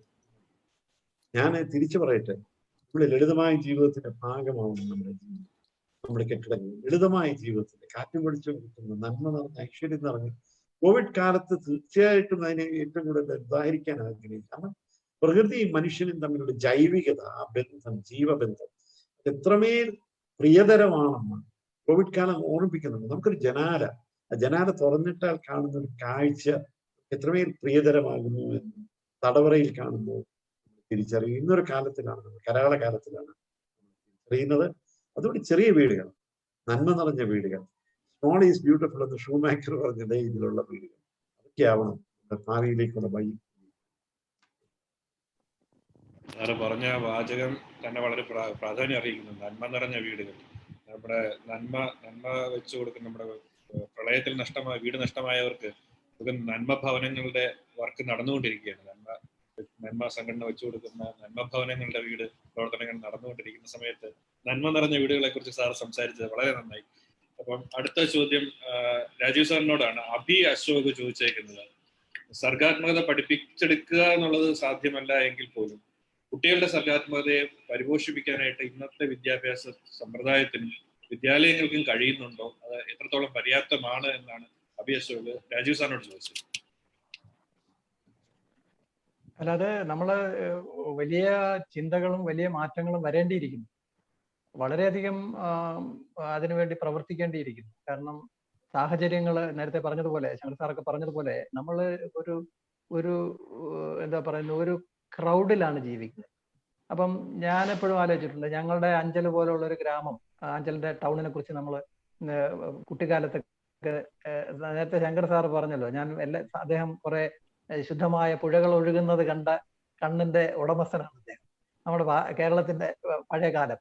അതുപോലെ ഈ അഞ്ചലിന്റെ ചെറിയ ഒരു ഗ്രാമത്തിലുണ്ടായിരുന്ന ഒരു ചെറിയ പട്ടണം, ചെറിയ കടകള്, കുറച്ച് മനുഷ്യര്, അതിന്റെ ഒരു ഭംഗിയൊക്കെ ഉണ്ടായിരുന്നത്, അത് വികസിച്ചു വരുന്നു എന്ന് പറയുന്നത്, ഇപ്പൊ ഞാൻ അവിടെ ചെല്ലുമ്പോൾ അത് വികസനമല്ല, അതൊരു കൺജഷനാണ്.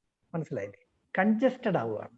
മനുഷ്യന്റെ വികസനം എന്ന് പറയുന്നത് അത് കൺജസ്റ്റഡ് ആകുന്ന കോൺസെപ്റ്റിലേക്ക് പോകുമ്പോൾ നമ്മുടെ കുട്ടികളും അതിന്റെ ഭാഗമാവുകയാണ്.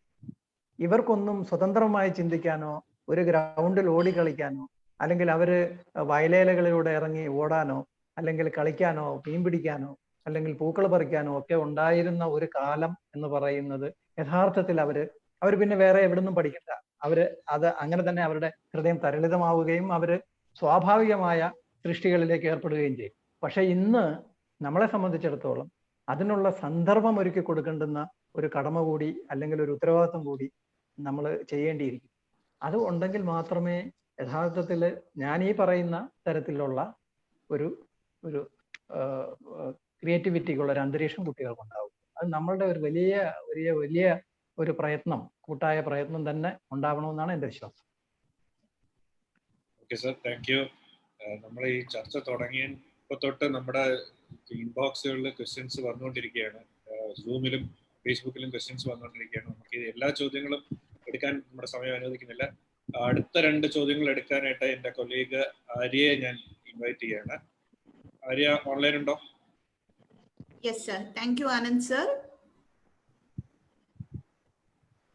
Okay, next question ചോദിച്ചിരിക്കുന്നത് അഭിനന്ദാണ്. ക്വസ്റ്റ്യൻ ശങ്കർ സാറിനോടുമാണ്. സർ, നമ്മുടെ സമൂഹത്തിലെ കുറെ അധികം ആളുകൾ അവരുടെ സർഗാത്മകതയ്ക്ക് പ്രോത്സാഹനം ലഭിക്കാത്തതിനാൽ അവർ പലപ്പോഴും ആരും അറിയാതെ പോകുന്നുണ്ട്. അത്തരത്തിലുള്ള പ്രശ്നങ്ങൾ തരണം ചെയ്യാൻ നമ്മുടെ സമൂഹത്തിൽ എന്തെങ്കിലും അഡാപ്റ്റേഷൻസ് അനിവാര്യമാണോ എന്നാണ് അഭിനന്ദ് ശങ്കർ സാറിനോട് ചോദിച്ചിട്ടുള്ളത്. ഞാൻ വളരെ ഹ്രസ്വമായിട്ട് അതിന് മറുപടി പറയാം. അദ്ദേഹത്തിൻ്റെ ഇത് ഞാൻ വിശ്വസിക്കുന്ന ഒരു ജീവിത പ്രമാണമുണ്ട്. കർമ്മണ്യ വാധികാരത്തെ മാ ഫലേഷു കഥാചന, action is the duty, duty for the concern. ഞാൻ എപ്പോഴും വിശ്വസിക്കുന്നത് അറിയാം, നമ്മളുടെയൊക്കെ ജീവിതത്തിൽ ഒരു മാന്ത്രിക നിമിഷം കടന്നു വരും. ആരും നിരാശപ്പെടേണ്ട കാര്യമില്ല. നേരത്തെ നമുക്ക് ഇതിനകത്ത് പറഞ്ഞതുപോലെ നമ്മുടെ ജീവിതത്തിലൊക്കെ ഒരു മാന്ത്രിക നിമിഷമുണ്ട്. അത് തിരിച്ചറിയുന്നവൻ ബുദ്ധിമാൻ, തിരിച്ചറിയാത്തവൻ മണ്ടൻ പെറ്റി എന്ന് ഞാൻ പറയും. അത് ആരുടെ ഇപ്പൊ നമ്മൾ സർഗാത്മകത കാണുന്നില്ല. ക്ലിന്റില്ലേ, നമ്മുടെ പ്രിയപ്പെട്ട ക്ലിന്റ്, മലയാളിയുടെ ഒസ്യറ്റായിരുന്ന ക്ലിന്റ്, ഒരു കൊച്ചുകുട്ടി 7 വയസ്സ് പോലും തേക്കാതെ ക്ലിന്റ് പോയപ്പോൾ 25,000 ചിത്രങ്ങളാണ് കേരളത്തിലേക്ക് ബാക്കി വരുന്നത്.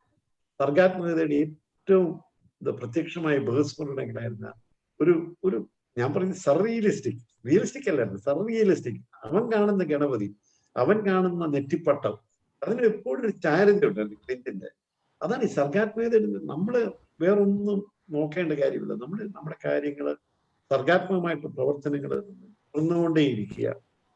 ഇതെന്റെ ജീവിത കഥയാണ് സുഹൃത്തുക്കളെ. സത്യം, എൻ്റെ ജീവിതം. ഞാൻ ഈ ആർക്കിടെക്ചർ എടുത്ത് കഷ്ടപ്പെട്ടിട്ടുണ്ട്. ഞാൻ ഒരുപാട് കഷ്ടപ്പെട്ടിട്ടുണ്ട്. പട്ടിണിയുടെ പരിവക്കത്തെറ്റിയിട്ടുണ്ട്. അപ്പോഴും ഞാനൊരു തീരുമാനമെടുത്തു, ഞാൻ എന്തെങ്കിലും ചെയ്യുകയാണെങ്കിൽ മരിച്ചാൽ പോലും ചെലവ് കുറഞ്ഞ ഈ ഭവന നിർമ്മാണ സംഗീതത്തിൽ മാത്രം ഞാൻ കെട്ടിപ്പിടിച്ച് മനസ്സിനകത്ത് ഊന്നി ഞാൻ അതിൽ മാത്രമേ പ്രവർത്തിക്കുകയുള്ളൂ എന്ന് പറഞ്ഞ ആ നിശ്ചയദാർഢ്യം പതറുന്ന ഒരു കാലഘട്ടം ഉണ്ടായിരുന്നു. പതറുന്ന കാലഘട്ടം. അതിനൊക്കെ ഞാൻ അതിജീവിച്ചത് എൻ്റെ ഒരു നിശ്ചയദാർഢ്യത്തിന്റെ മാത്രമാണ്. ഒരു ചെറിയ കാര്യം കൂടെ പറഞ്ഞ് ഞാൻ ഇത്ര അവസാനിപ്പിക്കാം. ഞാൻ അവസാനം 2011 രാഷ്ട്രപതി ഭവൻ എനിക്ക് പത്മശ്രീ തന്നപ്പോൾ ആ ദില്ലിയിലെ പടവുകൾ കയറിപ്പോൾ ആലോചിച്ചു.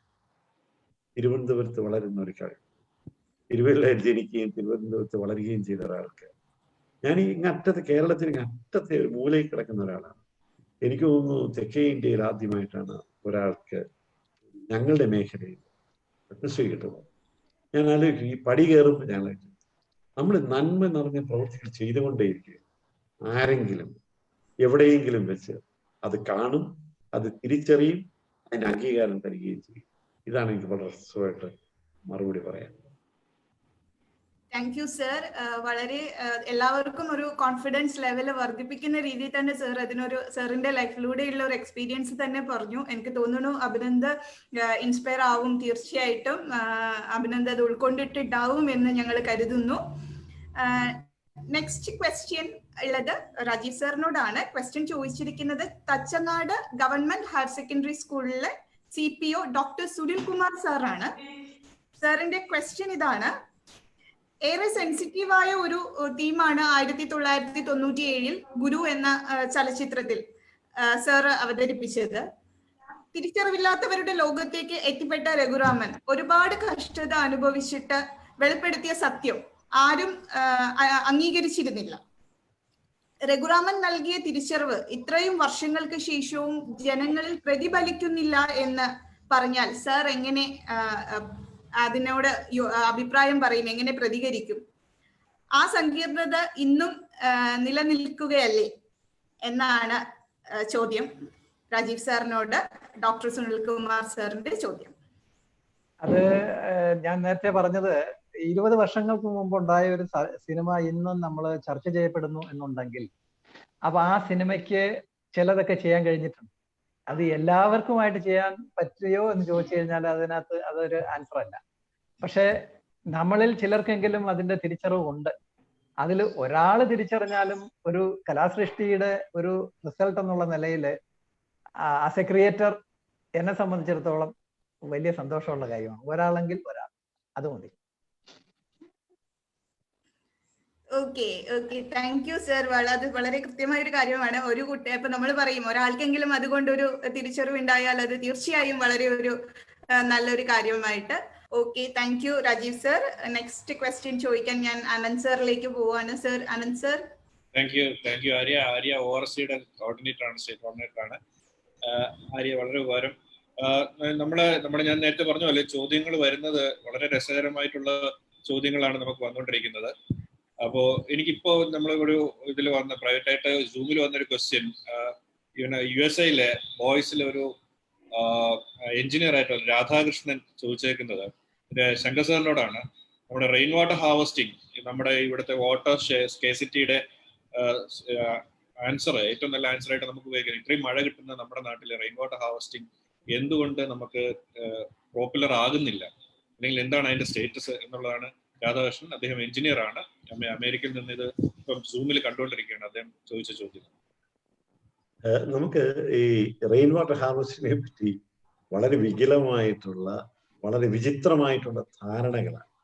നമുക്ക് നല്ല മഴ പെയ്യുന്ന ഒരു നാടാണ് 2010, 2019, 2020 നമ്മൾ ഉദാഹരിച്ച പോലെ നല്ല റെയിൻഫോൾ കിട്ടുന്ന, നല്ല മഴ പെയ്യുന്ന ഈ മഴ പെയ്ത്ത് നമ്മുടെ മണ്ണിലേക്ക് ആഴ്ത്തി ഇറക്കുക എന്നതായിരിക്കും യഥാർത്ഥം. നമ്മുടെ റെയിൻ വാട്ടർ ഹാർവെസ്റ്റ് ചെയ്യേണ്ട കാര്യമില്ല, ആ മണ്ണിലേക്ക് ഇത് ആഴ്ത്തുക എന്നുള്ളതാണ്. അതുകൊണ്ടാണ് ഞാൻ പറയുന്നത്, അതുകൊണ്ടാണ് ഈ ചെറിയ കുഴികളൊക്കെ ഉണ്ട്, മഴക്കുഴികളൊക്കെ ഉണ്ട്, മണ്ണിലേക്ക് ആഴ്ത്തുക. നമ്മുടെ വീട്ടില് നമ്മൾ കയറി വരുന്ന വെള്ളത്തെ തിരിച്ച് ഓടയിലേക്ക് മാറ്റാതെ, ഭൂമി നമ്മുടെ വീട്ടിലിന്റെ പരിസരത്ത് നിന്ന് മാറ്റുന്ന രീതിയിൽ മതിലൊരു ദ്വാരമൊക്കെ ഉണ്ടാക്കി റോഡിലെ ഓടയിലേക്ക് കടത്തി വിടുന്ന ആ ഒരു മലിന മനസ്സുണ്ട്. അത് മലയാളി മാറ്റണം. അതിന് പകരം മഴ ദൈവമാണ്, ജലം ദൈവമാണ്, അത് നമുക്ക് വലിയ വരദാനമാണെന്ന് തിരിച്ചറിഞ്ഞു ഈ റീചാർജിങ് ആണ് ആവശ്യത്തിന്. കേരളത്തിനെ സംബന്ധിച്ച് റീചാർജിങ് ആണ്. കേരളത്തിൽ ഈ റെയിൻ വാട്ടർ ഹാർവെസ്റ്റിംഗിന്റെ കേരളത്തിലെ എല്ലാ സ്കൂളുകളിലും, മിക്കവാറും പൊതുവിദ്യാലയങ്ങളിലും ടാങ്കുകളുണ്ടായി. ഞാനൊരു പ്രത്യക്ഷമായിട്ട് ചോദ്യം, നിങ്ങളുടെ സ്കൂളിലൊക്കെ ടാങ്ക് ഉണ്ട്, ആ ടാങ്കിലെ വെള്ളം നിങ്ങൾ ആരെങ്കിലും എപ്പോഴെങ്കിലും ഉപയോഗിക്കാറുണ്ട്? ഇല്ല എന്നുള്ളതാണ് ഞാൻ ആർക്കറിയാം, ഞാൻ വളരെ നിഷ്ഠൂരമായ മറുപടിയാണ് തരുന്നത്. അത് ഉപയോഗിക്കാറില്ല, മിക്കവാറും അത് പ്രവർത്തനരഹിതമായിരിക്കും. കാരണം ഒരു മഴയത്ത് നിറഞ്ഞു പോകുന്ന ഇതാണ്, ഒരു മഴയത്ത് നിറഞ്ഞു പോകുന്ന രീതിയിലുള്ള ക്വാണ്ടിറ്റിയാണ് മഴപ്പെയ്ത്ത്. ഇത് നമ്മുടെ മണ്ണിലേക്ക് ആഴ്ത്തി കഴിഞ്ഞാൽ ഭൂമിക്ക് തണുപ്പ് കിട്ടും, മനുഷ്യനും തണുപ്പ് കിട്ടുന്ന രീതിയാവും എന്നാണ് എനിക്ക് വളരെ ഹ്രസ്വമായിട്ട് അതുമായിട്ട് പ്രതികരിക്കാനുള്ളത്. Thank you sir. നമ്മൾ ഇത് സംസാരിച്ചു തുടങ്ങുന്ന സമയത്ത് ശങ്കർ സാർ പറഞ്ഞു നമ്മൾ വളരെ വിഷമങ്ങൾ നിറഞ്ഞ ഒരു കാലഘട്ടത്തിലൂടെ കടന്നു പോയിക്കൊണ്ടിരിക്കുകയാണ്, ഒരുപാട് ടെൻഷനുകൾ നിറഞ്ഞ കാലഘട്ടത്തിലൂടെ കടന്നു പോകണം. അപ്പൊ അതിനെ പറ്റി ഒരു ചോദ്യം തന്നെയാണ് എനിക്ക് രാജീവ് സാറിനോടാണ് ചോദിച്ചേക്കുന്നത്. പ്രസിയോൾ സ്റ്റുഡന്റ് പോലീസ് കേഡറ്റ് ആണ്, ഗോപിക CS, രണ്ടുപേരും ചോദിച്ചേക്കുന്ന ഒരേ ചോദ്യമാണ്. അതായത് ഈ കോവിഡ് കാലഘട്ടം എന്ന് പറയുന്നത് ടെൻഷനുകളുടെയും ആകുലതകളുടെയും കാലം ആകുമ്പോൾ തന്നെ സർഗാത്മകതയുടെയും കാലമാണ്. SPC തന്നെ ഒരുപാട് അസൈൻമെന്റുകളിലൂടെ ഒരുപാട് ക്രിയാത്മകമായിട്ടുള്ള കാര്യങ്ങൾ അവർ ചെയ്യുകയും സർഗാത്മകമായ സൃഷ്ടികൾ കൊണ്ടുവരികയും ചെയ്തിട്ടുണ്ട്. അപ്പം ഈ കോവിഡ് കാലം ഇതുപോലുള്ളൊരു ദുരിതകാലവും സർഗാത്മകയും തമ്മിൽ നമുക്ക് എങ്ങനെ ബന്ധിപ്പിക്കാൻ പറ്റുമെന്നുള്ളതാണ് ഈ രണ്ട് സ്റ്റുഡന്റ് പോലീസ് കേഡറ്റുകൾ ചോദിച്ചിരിക്കുന്നത്. എനിക്ക് രാജീവ് സാറിനോട്. അല്ല, അത് ആത്മാർത്ഥമായിട്ട് പറയുകയാണെന്നുണ്ടെങ്കിൽ എന്റെ പെർസ്പെക്റ്റീവില് നമുക്ക് ഇത് രണ്ടും കൂടെ കൊണ്ടുപോകുക എന്ന് പറയുന്നത് കുറച്ച് പ്രയാസമുള്ള കാര്യമാണ്.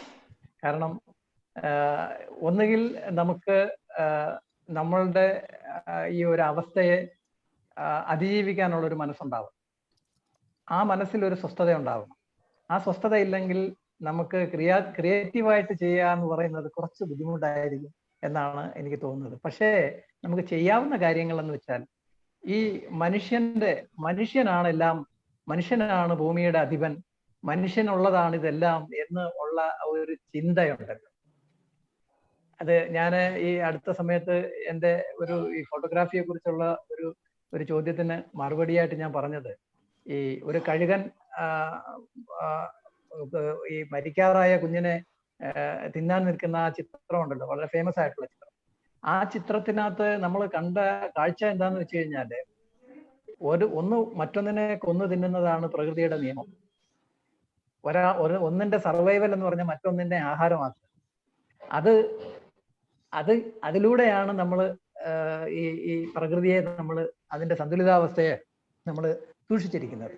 ഇവിടെ മനുഷ്യൻ അതിന് അതീതനാണ് ഒരു ബോധം അല്ലെങ്കിൽ ഒരു കാഴ്ചപ്പാടോടുകൂടി ജീവിക്കുന്ന നമുക്ക് ഒരു വളരെ ചെറിയ ഒരു വൈറസ് നമ്മളെ ഭയപ്പെടുത്തുകയാണ്.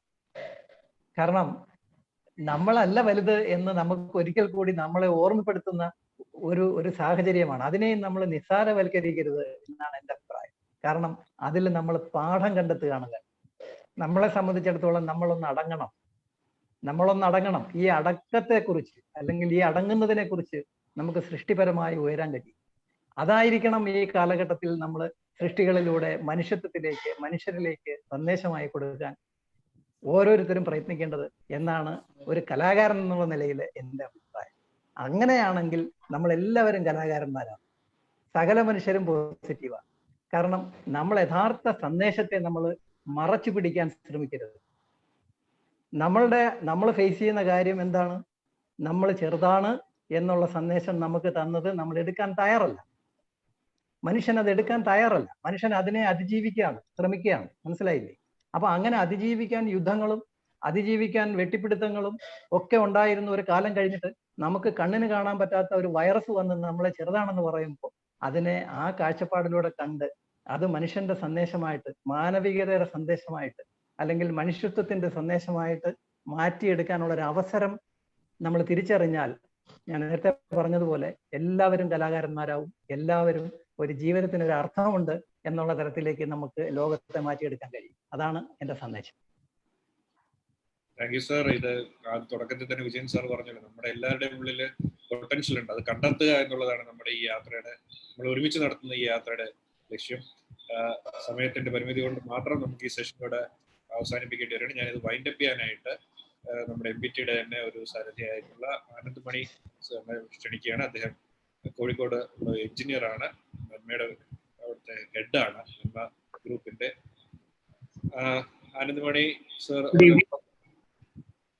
before I officially conclude, I just wish our Vijayanji to say a few concluding words. I will take over from that.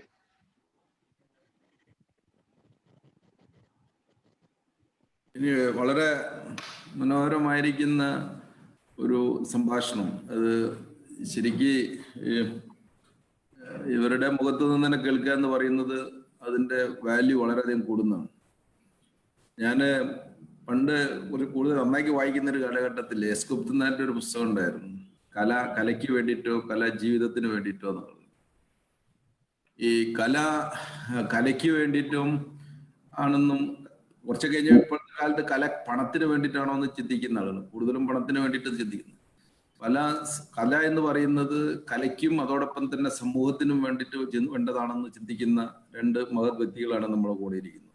അത് വീട് ആർക്കിടെക്ചറിലായിരുന്നാലും സൃഷ്ടിയുടെ കാര്യത്തിൽ മറ്റുള്ളവർ ചെയ്യുന്നത്. രണ്ടാമതൊരു വലിയ പ്രധാനപ്പെട്ട ഒരു കാര്യം, ഏതൊരു സൃഷ്ടിയും അത് ഉദാത്തമാകുന്നത് അതിലൊരു ആത്മീയതയുടെ ഒരു കണ്ടന്റ് കൂടുന്ന സമയത്ത്, ഒരു അനശ്വരതയുടെയും അതുപോലെ തന്നെ അനന്തതയുടെയും ഒരു കണ്ടന്റ് കൂടുന്നു. രണ്ടും ഈ രണ്ട് ശങ്കർജിയുടെയും ആണെങ്കിലും എൻ്റെ പ്രിയർത്ത് രാജീവിന്റെ കേസിലായിരുന്നാലും വളരെ കൂടുതൽ. രാജീവിനെ സംബന്ധിച്ചിടത്തോളം അത് തികച്ചും പറയുന്നതും തന്നെ പറഞ്ഞുകൊണ്ട് തന്നെ ചെയ്യുന്ന ഒരാളുകൂടി. ഞാൻ അദ്ദേഹത്തിനായിട്ട് വളരെ അടുത്ത രീതിയിൽ കഴിഞ്ഞ 10-18 കൊല്ലകാലമായിട്ട് ഞങ്ങൾ എടുക്കുന്നുണ്ട്. പക്ഷെ ആ കാലഘട്ടങ്ങളിലൊക്കെ അദ്ദേഹത്തിന് കണ്ടിരിക്കുന്ന ഒരു കാര്യം, ഒരു മീൻസ് മാത്രമല്ല, എൻഡ് മാത്രമല്ല, മീൻസും അതിന്റെ കലാകാരന്മാരുടെയൊക്കെ പലപ്പോഴും അതിന്റെ വഴികൾ എന്ന് പറയുന്നത് ഒരു പക്ഷേ പലപ്പോഴും നമുക്ക് അവർ ബേൺ ചെയ്തിട്ടോ അവർ സ്വയം നശിച്ചിട്ടോ ഒക്കെ ആറുണ്ട്. പക്ഷെ ആ ഉദാത്തത എന്ന് പറയുന്ന കലയുടെ ഉദാത്തത വളരെ പരിശുദ്ധമായ രീതിയിൽ അതിനെ കൊണ്ടു നടക്കുന്നു എന്ന് പറയുന്നത് ഒരുപക്ഷെ ഒരുപാട് ആളുകൾക്ക് ചെയ്യാൻ പറ്റുന്നതല്ല. ഇങ്ങനെയുള്ള രണ്ട് വ്യക്തികളുടെ ഒരു ടോക്ക് എന്ന് പറയുന്നത് അവർ പറഞ്ഞതിന്റെ അപ്പുറത്തേക്ക് അവരുടെ രൂപവും ഭാവവും പ്രവൃത്തിയും ഒക്കെ തന്നെ നമ്മളെ പ്രത്യേകിച്ചും കുട്ടികളായിരിക്കുന്ന ആളുകളിൽ വലിയൊരു രീതിയിൽ ഒരു ഇൻസ്റ്റിഗേഷനും വലിയൊരു ഇൻസ്പിറേഷനും ഉണ്ടാവുന്നതാണ്. നമ്മളെല്ലാവരിലും തന്നെ സൃഷ്ടി കലാപരമായിരിക്കുന്ന ഒരു സൃഷ്ടാത്മകമായ കണ്ടന്റ് ഉണ്ട്. അതിനെ നമ്മൾ എങ്ങനെ നോക്കിക്കാണുന്നു, എങ്ങനെ പരിപോഷിപ്പിക്കുന്നു എന്നുള്ളത് വളരെ പ്രധാനമാണ്. അത്തരത്തിലുള്ള ഒരു പരിപോഷിപ്പിക്കലിന് ഈ ഒരു കൂട്ടായ്മ, ഇന്നത്തെ ഈ കൂട്ടായ്മ നമുക്ക് സാധ്യമാകുകയാണെങ്കിൽ അതൊരു വലിയ ഒരു അച്ചീവ്മെന്റ് ആയിരിക്കും. നമ്മൾ തന്നെയാണ് നമ്മളെ സർഗാത്മകതയെ തിരിച്ചറിയേണ്ടതും അതിനെ പരിപോഷിപ്പിക്കേണ്ടത് എന്നുള്ള ഒരു വാക്കുകളോട് കൂടിയിട്ട് ഞാൻ ഒരിക്കൽ കൂടി എൻ്റെ 2 പ്രിയ സുഹൃത്തുക്കളായിരിക്കുന്ന ആർക്കിടെക്ട് ശങ്കറിനോടും അതേപോലെ എൻ്റെ പ്രിയ സുഹൃത്ത് ശ്രീ രാജീവിനോടും ഞങ്ങളുടെ നന്ദി അറിയിക്കുകയാണ്. Handing over to engineer Anandamani, please. Respected Sri P. Vijayan IPS, eminent speakers Architect Shankar and Mr. Rajiv, valuable participants in Zoom and FB, and my fellow MBT team. After an excellent in-depth introduction by Vijayanji on the topic, we had a very experiential live session by Architect Shankar. Vali Mari Sanjarikuga. Sir, it's an excellent phrase. To that, I wish to add, for this audience, there is no good time, no bad time, but it is always a time to explore your creativity by the advice you mentioned, Vali Mari Sanjarikuga. Sir, it's proud for all of us to mention that the nation recognized you for your unique style of your thoughts and ideas and honored you with Padma Shri for creating innovative spaces, as you said, by combining the best of nature and ecology and technology to improve the lifestyle of all. Great insights from you, Mr. Rajiv Ji, film director and sculptor. Observation, that was a great word from you. In-depth, unknown observation power is there in all of us. Recognize it yourself.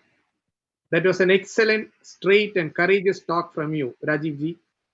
We are deeply influenced by both of your talk, and both of you had amazing replies and interaction to the question and answer sessions.